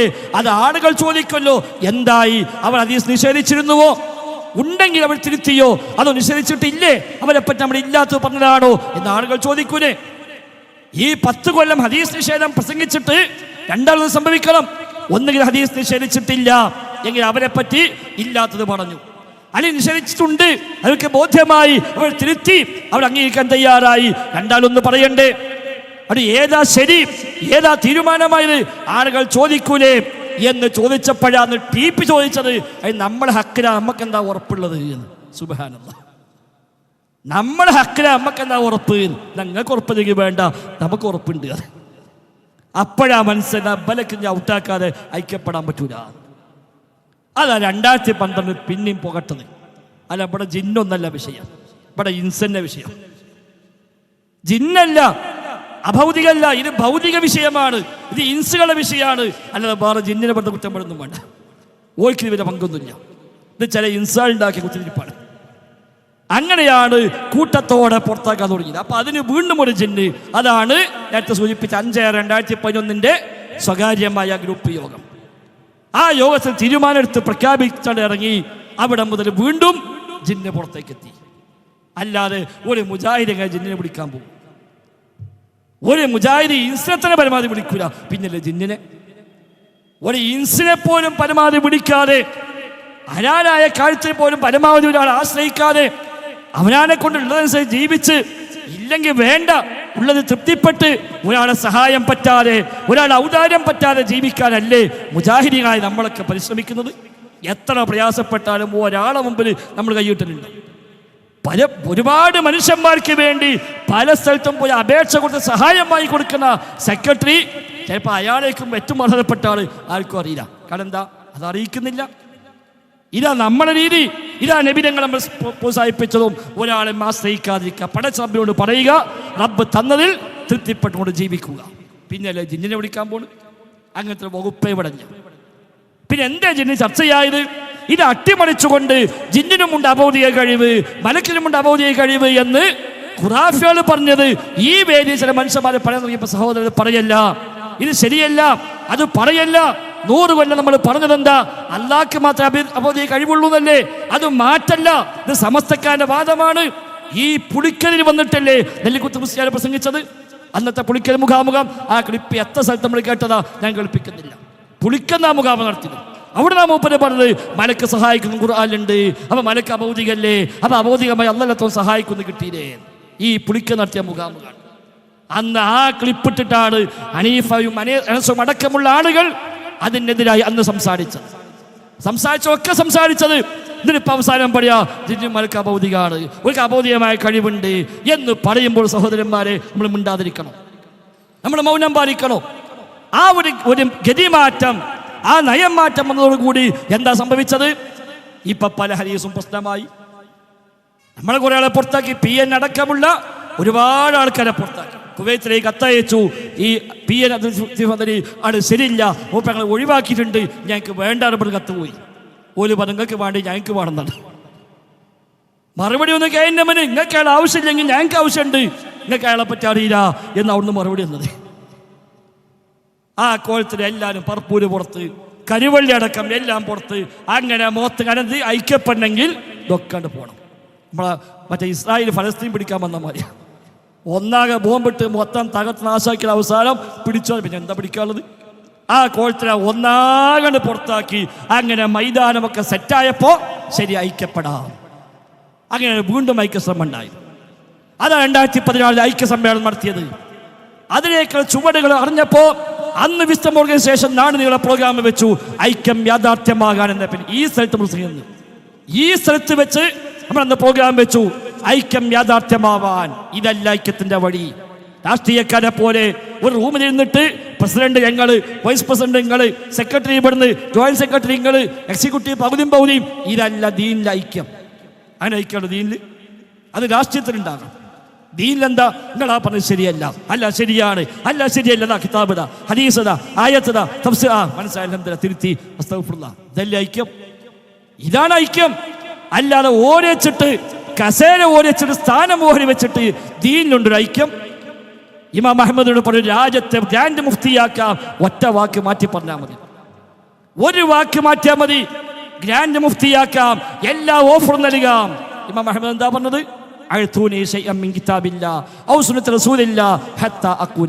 അള്ളാന്റെ കിതാബിലോ റസൂലിന്റെ സുന്നത്തിലോ വല്ലതും ഉണ്ടെങ്കിൽ തരൂ, ഞാൻ പ്രഖ്യാപിക്കാം. ഇല്ലേ പറയാൻ എന്നെ കിട്ടില്ല. ചാട്ടവണം അടിക്കാനാ ഓടിട്ടത്. 2 കാലും ചങ്ങല കൊണ്ട് ബന്ധിച്ച് ഭാര്യമേറിയ ചങ്ങല അദ്ദേഹത്തെ ബന്ധിതാക്കി ജുമാക്ക് ശേഷം പള്ളിയുടെ മുറ്റത്ത് നിർത്തിയിട്ടാണ് വെളുത്തും എടുത്തും ആട് നിർത്തിക്കൊണ്ട് ചാട്ടവാറ് കൊണ്ട് മാറി മാറി അടിക്കുന്നത്. രാജാവ് സാക്ഷിയായി നിൽക്കുക. അവിടെ കുറെ അടിച്ചപ്പോൾ രാജാവ് നിർത്താൻ പറഞ്ഞു. എന്നിട്ട് ചോദിച്ചു, എന്തിനാണ് അഹമ്മദ് സ്വയം നശിപ്പിക്കുന്നത്? ഒന്ന് മാറ്റി പറഞ്ഞാൽ പോരെ, എന്തെല്ലാം ആനുകൂല്യമാണ് നിങ്ങൾക്ക് ഇവിടെ ഓഫർ ചെയ്യപ്പെട്ടത്? അപ്പോഴും പറയും, ആഹാ ധിക്കാരി, അടിക്കടാവനെ. വീണ്ടും പടി. കുറെ അടി കഴിയുമ്പോൾ നിർത്താൻ പറയുന്നു. വീണ്ടും ചോദിക്കും, എന്തിനാണ് അഹമ്മദ് ഈ നശിപ്പിക്കുന്നത്? ഓഫർ കൂട്ടിക്കൊടുക്കാണ്. ഓഫർ കൂട്ടിക്കൊടുക്കുന്നു. 1,000 തരാം, ഇന്ന സ്ഥാനങ്ങൾ തരാം, നിങ്ങൾ പറഞ്ഞ ഏതും നാട്ടിൽ ഔദ്യോഗിക നിയമമാക്കാം. ഒരു വാക്ക്, അള്ളാന്റെ കിതാബ് ഖുർആന് അത് അള്ളാന്റെ കലാമല്ല, അള്ളാന്റെ സൃഷ്ടിയാണ് എന്ന് പറഞ്ഞാൽ മതി. അപ്പോഴും പറയും, അവസാനം മകൻ അബ്ദുള്ള പറയാണ്, അടിച്ചടിച്ച് ബാപ്പാന്റെ ശരീരത്തിൽ നിന്ന് മാംസം ഒന്നാകെ ഇങ്ങനെ പൊളിഞ്ഞ് തൂങ്ങി, ഒന്നാകെ രക്തം ചീറ്റി. അവസാനം ബാപ്പ ബോധം കെട്ട് വീണു. നോക്കി നിൽക്കുന്നത് ഞങ്ങൾക്ക് സഹിക്കാൻ കഴിയുന്നില്ല, ഒന്നും ചെയ്യാൻ പറ്റില്ല. ഒരു പഴയ പായ കൊണ്ടുപോയി ഞാൻ ബാപ്പാനെ മേലിട്ടു, ഇനി അടിക്കണേ അതിൻ്റെ മേലടിച്ചോട്ടെ എന്ന് കരുതിയിട്ട്. അവസാനം എല്ലാം കഴിഞ്ഞ് വിട്ടയച്ചപ്പോൾ ഞങ്ങൾ ബാപ്പാനെ താങ്ങിയെടുത്ത് വീട്ടിൽ കൊണ്ടുപോയി. 6 മാസം ചികിത്സിച്ചിട്ടാണ് ബാപ്പാക്ക് മര്യാദക്കൊന്ന് എഴുന്നേറ്റടക്കാൻ പോലും കഴിഞ്ഞത്. അന്ന് 72.5 വയസ്സ് പ്രായം. ആ സമയത്താണ്. ഇതെന്തിനാ? ദീനിലിങ്ങനെ സ്ഥാനം ഓടിച്ചിട്ട് ഓഫർ വാങ്ങിയിട്ട് മാറ്റിപ്പറച്ചിലുണ്ടോ? ഇപ്പം അതിൻ്റെ കാലം നോക്കി. വല്ലാഹി വല്ലാഹി വല്ലാഹി ബാങ്ക് കൊടുത്തിട്ട് പള്ളിക്കുന്നാ പറയണതെന്നാ. അപ്പോൾ മനസ്സിലാക്കുക ഏതായാലും ഇത് ശരിയല്ല. അങ്ങനെ ഓരോരുത്തരും മാറ്റിപ്പറഞ്ഞു. 2 ആൾക്കാർ നിസ്കരിച്ച് തൗബ ചെയ്തിട്ടാ പറഞ്ഞു. നിങ്ങൾ തൗബ ചെയ്തോളൂ. ഒറ്റ തൗബ ചെയ്തിന് മറ്റേ തൗബ ചെയ്യണോ? ഇല്ല. മറ്റേ ഓടിച്ചൊത്ത് വിളിച്ചു പോവുക, തൂബയല്ല, ഞങ്ങളൊക്കെ പറഞ്ഞ് ഞാൻ തൗബ ചെയ്തിരിക്കുന്നു. അതൊക്കെ സഹോദര മുജാഹിദീങ്ങളുടെ മുമ്പിൽ വിലപ്പൊന്നിട്ട് അത് കൊണ്ടെടുക്കാൻ മനുഷ്യന്മാർ. സഹോദരങ്ങളെ അവസാനം ഐക്യപ്പെട്ട് ഈ ദീനിയായ എല്ലാ മാനദണ്ഡങ്ങളും ലംഘിച്ചുകൊണ്ട് അവരൊപ്പം കൂടിയപ്പോൾ ഇപ്പം എന്താ പ്രശ്നം? ഓരൊപ്പം കൂടെ ജിന്ന് പോകുന്ന വിചാരിച്ചത് ഇപ്പം ജിന്നോട് കുടുങ്ങി. ഒരു വെള്ളിയാഴ്ച ജിന്ന് കയറും, അടുത്ത വഴി കയറൂല, കയറൂല. ആ നീ കയറിയപ്പോൾ എന്താ കാട്ട ഇറക്കാൻ പറ്റൂല. ഇതാണ് ഇപ്പോൾ പ്രശ്നം. ഈ വക ദുരന്തത്തിനൊന്നും ഒരു ആവശ്യമില്ല, ഇതിനൊന്നും ഒരു ആവശ്യമില്ല. KNM സംസ്ഥാന സെക്രട്ടേറിയറ്റ് ഔദ്യോഗികമായ യോഗം കൂടി ചർച്ച ചെയ്തിട്ട് നിങ്ങൾക്ക് തീരുമാനിക്കാൻ കഴിയോ സ്വഹീൽ ബുഖാരിയും സ്വഹീൽ മുസ്ലിമും വന്ന മുഴുവൻ ഹദീസും സ്വീകാര്യമാണ് എന്ന് ഈ യോഗം തീരുമാനിക്കുന്നു എന്ന് സെക്രട്ടേറിയറ്റിലെ എല്ലാ അംഗങ്ങളും ഒപ്പിട്ടുകൊണ്ട് ഒരു തീരുമാനം എടുക്കാൻ ഇന്ന് KNM-ന് കഴിയില്ലല്ലോ. എന്തേ ഈ ദുരവസ്ഥ വന്നത്? സമാധാനമായി സ്വസ്ഥമായി ഒരു യോഗം ചേരാൻ കഴിയുന്നുണ്ട്. ജമിയത്തുലമക്ക് യോഗം ചേരാൻ പറ്റുന്നുണ്ടോ? KJ പറയട്ടെ സിഹർ യാഥാർത്ഥ്യം ഉണ്ടെന്ന്. ഒരു സെക്രട്ടറി പറഞ്ഞാൽ പോരാ. ഒരു സെക്രട്ടറി പറഞ്ഞാൽ വൈസ് പ്രസിഡന്റ് അപ്പുറത്ത് പോയി പറയും ഇല്ലാന്നറിയും. അതാ KJ ഔദ്യോഗികമായി യോഗം കൂടിയിട്ട് ആ സെക്രട്ടറിയേറ്റ് ഇത്തിഫാഖായി ഒരു ഒപ്പിട്ട് ഒരു രേഖ മുജാഹിദുകൾക്ക് സർക്കുലറായി കൊടുക്കി സിഹർ യാഥാർത്ഥ്യമുണ്ട്. ഇമാം അശ്അരി തൗബ ചെയ്ത അഹ്ലുസുന്നയ്ക്ക് മടങ്ങിയപ്പോ അദ്ദേഹം എഴുതിയ കിതാബാണോ ഇബാന. ഈ ഇബാനയുടെ 19-ാമത്തെ പേജിൽ അദ്ദേഹത്തിന്റെ തൗബയുടെ ഭാഗമായി അദ്ദേഹം പറയുന്ന ഒരുപാട് പ്രഖ്യാപനങ്ങളുണ്ട്. ഇന്ന് മുതൽ എന്താണ് തന്റെ നിലപാടെന്ന് പറയുന്നിടത്ത് അദ്ദേഹം പറഞ്ഞ ഒരു പോയിന്റ് എന്തറിയോ? അദ്ദേഹം പറയാ, നമ്മൾ അംഗീകരിക്കുന്നു വനുസദ്ദിഖു ബിഅന്ന ഫിദ്ദുനിയ സിഹ്റൻ വസഹറതൻ, സിഹിർ ഉണ്ട്, സാഹിരീങ്ങളുണ്ട്, സിഹിർ ഉള്ളതാണ്, മൗജൂദുൻ ഫിദ്ദുനിയ, ദുനിയാവിൽ അത് ഉള്ള കാര്യമാണ് എന്ന് നമ്മൾ സത്യപ്പെടുത്തുന്നു. കണ്ട, തൗബ ചെയ്ത അഹ്ലുസുന്നയ്ക്ക് വന്നപ്പോ പ്രഖ്യാപിച്ച പോയിന്റാണ്. ഇന്നോ ഇത് പറഞ്ഞോ മുശ്രിക്ക്, ഇത് പറഞ്ഞോന്ന് മുശ്രിക്ക്, ഓ ജിന്നുവാദി, ഓ അന്ധവിശ്വാസി, ഓ കാന്തപുരത്തിന് അനുയായി, ഓ കാന്തപുരത്തിന്റെ ശിഷ്യന്. സഹോദരന്മാർ, എവിടെ ഞങ്ങൾ ദീന് പഠിച്ചത്? അന്ന് തൗബ ചെയ്ത് അഹ്ലുസുന്നയ്ക്ക് മടങ്ങുമ്പോ തന്റെ നിലപാടായി 10-50ഓളം കാര്യങ്ങൾ പറഞ്ഞ കൂട്ടത്തിന് പറഞ്ഞ ഒരു പോയിന്റാണ് സിഹിർ യാഥാർത്ഥ്യമാണ് എന്ന് ഞാൻ അംഗീകരിക്കുന്നു. ഇതല്ലേ ഇമാം ബുഖാരി നിലപാട്? ഇതല്ലേ ഇമാം മുസ്ലിമിന്റെ നിലപാട്? ഇതല്ലേ ഇമാം തിർമിദിയുടെ നിലപാട്? ഇതല്ലേ ഇമാം അഹ്മദിന്റെ, അബു ഹനീഫയുടെ, ഇമാം മാലിക്കിന്റെ, ഇമാം ഷാഫിയുടെ, ഇബ്നു തൈമിയുടെ, ഇബ്നു ഖയ്യിമിന്റെ, ഇബ്നു കസീറിന്റെ, ഇമാം ഷൗക്കാനിയുടെ, മുഹമ്മദ് അബ്ദുൽ വഹാബിന്റെ, ഇന്നത്തെ കാലത്ത് ഷെയ്ഖ് ഇബ്നു ബാസിന്റെ, ഷെയ്ഖ് അൽബാനിയുടെ, സ്വാലിഹുൽ ഫൗസാനിന്റെ, അതേപോലെ ഇബ്നു ഉസൈമീനിന്റെ റഹിമഹുമുല്ലാഹ് എല്ലാവരുടെയും നിലപാട് തന്നെ. അത് പറഞ്ഞാൽ ഓ മുസ്ലിക്കായി, ഓ അന്ധവിശ്വാസിയായി, ഓ പിഴച്ചോനായി, നവ യാഥാസ്ഥികനായി. സഹോദരന്മാരെ, എന്തിനാണ് ദുര്യോഗം? അതുകൊണ്ട് ഒന്ന് ആത്മാർത്ഥമായി ചിന്തിക്കാൻ തയ്യാറാകണേ എന്ന് മാത്രമാണ് ഈ സമയത്ത് സൂചിപ്പിക്കാനുള്ളത്. ഒന്ന് ആലോചിച്ച് നോക്കുക, എന്തിനാണ് ഈ അടങ്കാറൊക്കെ ഉണ്ടായത്? വിസ്ഡം ഓർഗനൈസേഷൻ ഏതാ? സ്ഥിരപ്പെട്ട ഒരൊറ്റ ഹദീസ് തള്ളേണ്ട കാര്യമില്ല. അഹ്ലുസുന്ന എഴുതിയ ഒരൊറ്റ കിതാബിനെ നിരാകരിക്കേണ്ട കാര്യമില്ല.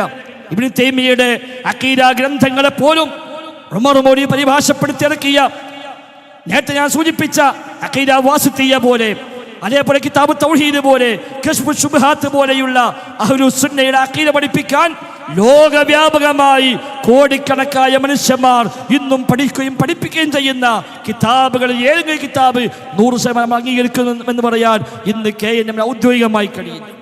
KNM ഒരുത്തം പറഞ്ഞു പോകും, പക്ഷെ മറ്റോ അപ്പുറത്ത് പറയും അത് ശരിയല്ല. ഇതല്ലേ ഉള്ളത്? എന്തിനേറെ വിസ്ഡം ഓർഗനൈസേഷൻ ഈ വിഷയത്തിൽ ഒരു ചർച്ചകൾ കത്തരാൻ പറഞ്ഞിട്ട് ആ കത്തരാൻ ധൈര്യമില്ലാത്ത KJ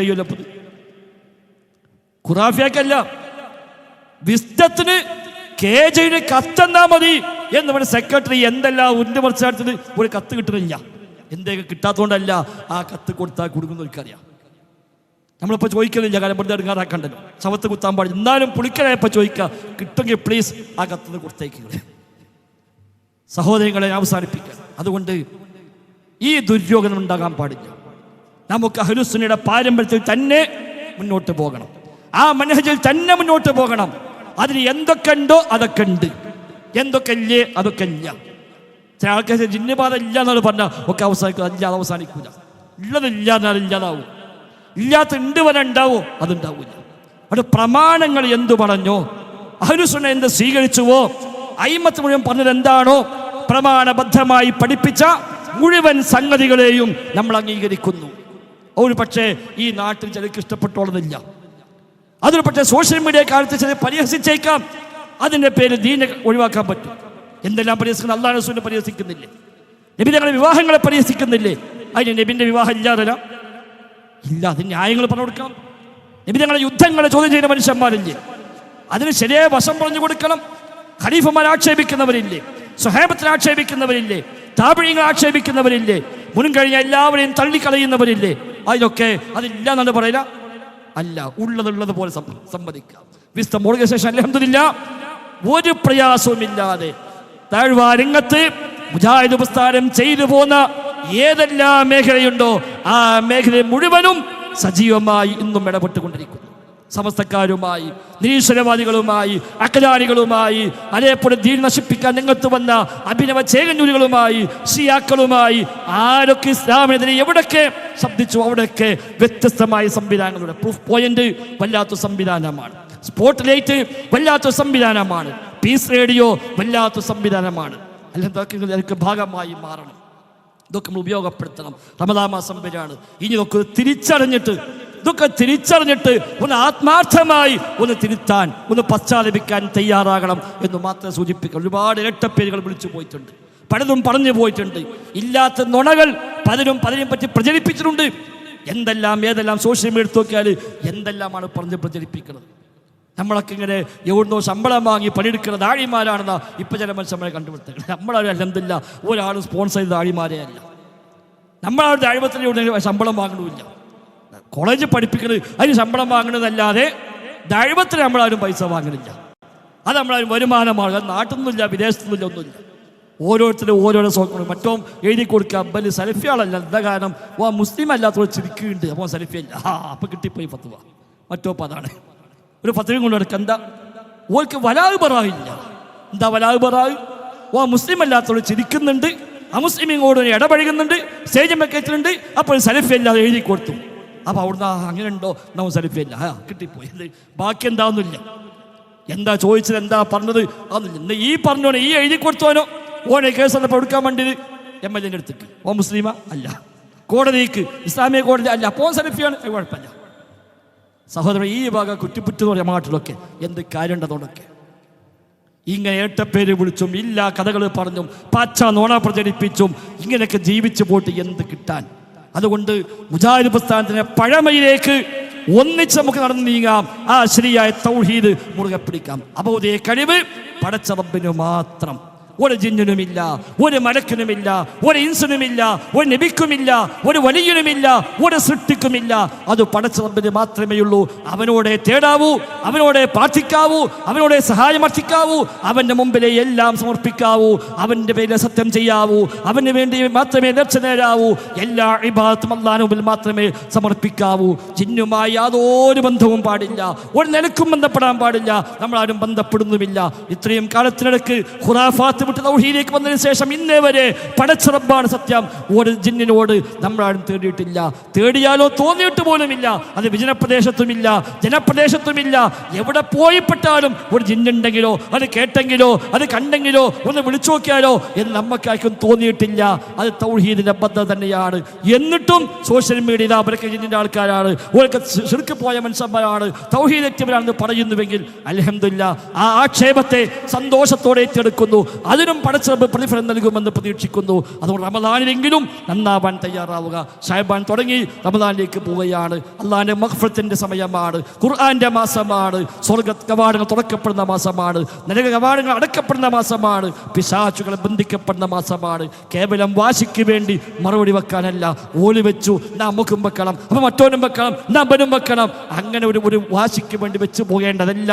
ഇതൊന്നും ചെലവഴിക്കുന്ന ഊർജം പരലോകത്ത് പ്രതിഫലമായി കിട്ടണം, സമയം പരലോകത്ത് പ്രതിഫലമായി കിട്ടണം, കൊടുക്കുന്ന സമ്പത്ത് പരലോകത്ത് തിരിച്ചു കിട്ടണം. സഹോദരങ്ങളെ, വിസ്ഡം ഓർഗനൈസേഷൻ ആ ലക്ഷ്യത്തിലാണ് മുന്നോട്ട് പോകുന്നത്. കഴിഞ്ഞ 10-12 കൊല്ലം വിശ്രമമില്ലാതെ മുന്നോട്ട് പോയി. നേരത്തെ PN പറഞ്ഞുവല്ലോ, ജാമിയത്തുൽ ഹിന്ദ് അതിൻ്റെ ഏറ്റവും വലിയ അടയാളമാണ്. പീസ് റേഡിയോ മറ്റൊരു അടയാളമാണ്. ധാരാളം പള്ളികൾ നമ്മളെവിടെയും പിടിച്ചെടുക്കാൻ പോയിട്ടില്ല, കള്ളക്കേസ് കൊടുക്കാൻ പോയിട്ടില്ല. നമുക്ക് സൗകര്യമുള്ള സ്ഥലത്ത് സ്ഥലം വാങ്ങി എല്ലാ പ്രവർത്തകന്മാരും പോക്കറ്റിൽ എടുത്തിട്ടാണ് ഓരോ സ്ഥലത്തും സ്ഥലം വാങ്ങിയത്, അവിടെ പള്ളി ഉണ്ടാക്കിയത്, മദ്രസയുണ്ടാക്കിയത്, സ്ഥാപനങ്ങൾ സ്ഥാപിച്ചത്, വഴുത് വെക്കുന്നത് ഒക്കെ അങ്ങനെ തന്നെയാണ്. ആരും എവിടുന്നും പൈസ അയച്ചിടുന്നില്ല, എവിടെയും സ്പോൺസേഡ് അല്ല. നമ്മളാരും എവിടെ ആവർക്കും ഒരു ആനുകൂല്യവും പറ്റിപ്പോകുന്നുമില്ല. ബാറു ചങ്ങാതി പറഞ്ഞ യൂട്യൂബ് വരുമാനം കൊണ്ടാണ് അവരൊക്കെ ജീവിക്കുന്നതാണ്. നമുക്കാർക്കും വരുമാനം ഇന്നവരെ കിട്ടിയിട്ടില്ല. നമുക്കാർക്ക് സ്വന്തമായി ചാനലും ഇല്ല, അത് വരുമാന മാർഗവുമല്ല.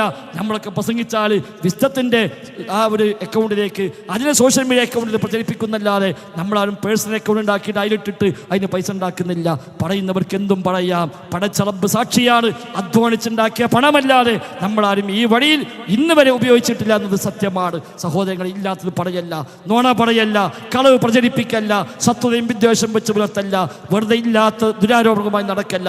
പടച്ച റബ്ബിലേക്ക് പോകാനുള്ളവരാണ്, മരിക്കേണ്ടവരാണ്. പലരും മരിക്കുന്നു, രോഗികളായി മാറുന്നു, നടക്കുന്നവരെ വീണു പോകുന്നു, ഹോസ്പിറ്റലിൽ കിടക്കുന്നു. ഒരുപക്ഷെ പൊരുത്തപ്പെടിക്കാൻ പോലും കഴിയാത്ത സാഹചര്യം വന്നേക്കാം. അതുകൊണ്ട് അതൊക്കെ ഒന്ന് ഒഴിവാക്കി നല്ല മനസ്സോടെ നന്മയിലേക്ക് വന്ന് ശരിയായ തൗഹീദ് തൗഹീദും സുന്നത്തും സ്വീകരിച്ചുകൊണ്ട് ഖുർആനും സ്വഹീഹ് ഹദീസിനെയും മുഴുവൻ അംഗീകരിച്ചുകൊണ്ട് അഹ്ലുസ് സുന്നയുടെ പാരമ്പര്യത്തിൽ അതിന് കേരള പതിപ്പായി മുജാഹിദ് പ്രസ്ഥാനം നമുക്ക് ഒന്നിച്ച് ഇൻഷാ അല്ലാഹ് മുന്നോട്ട് പോകണം. പടച്ച റബ്ബ് തൗഫീഖ് പ്രദാനം ചെയ്യുമാറാവട്ടെ. അല്ലാഹുമ്മ റബ്ബന ആതിന ഫിദ് ദുനിയ ഹസന വഫിൽ ആഖിറതി ഹസന വഖിന അദാബന്നാർ. റബ്ബനാ തഖബ്ബൽ മിന്നാ റബ്ബനാ തഖബ്ബൽ മിന്നാ റബ്ബനാ തഖബ്ബൽ മിന്നാ ഇന്നക അൻതസ് സമീഉൽ അലീം വതുബ് അലൈനാ ഇന്നക അൻതത് തവ്വാബുർ റഹീം. വസല്ലല്ലാഹു വസല്ലം അലാ മുഹമ്മദിൻ വആലിഹി വസഹ്ബിഹി അജ്മഈൻ വൽഹംദുലില്ലാഹി റബ്ബിൽ ആലമീൻ. അസ്സലാമു അലൈക്കും വറഹ്മത്തുള്ളാഹി വബറകാതുഹു.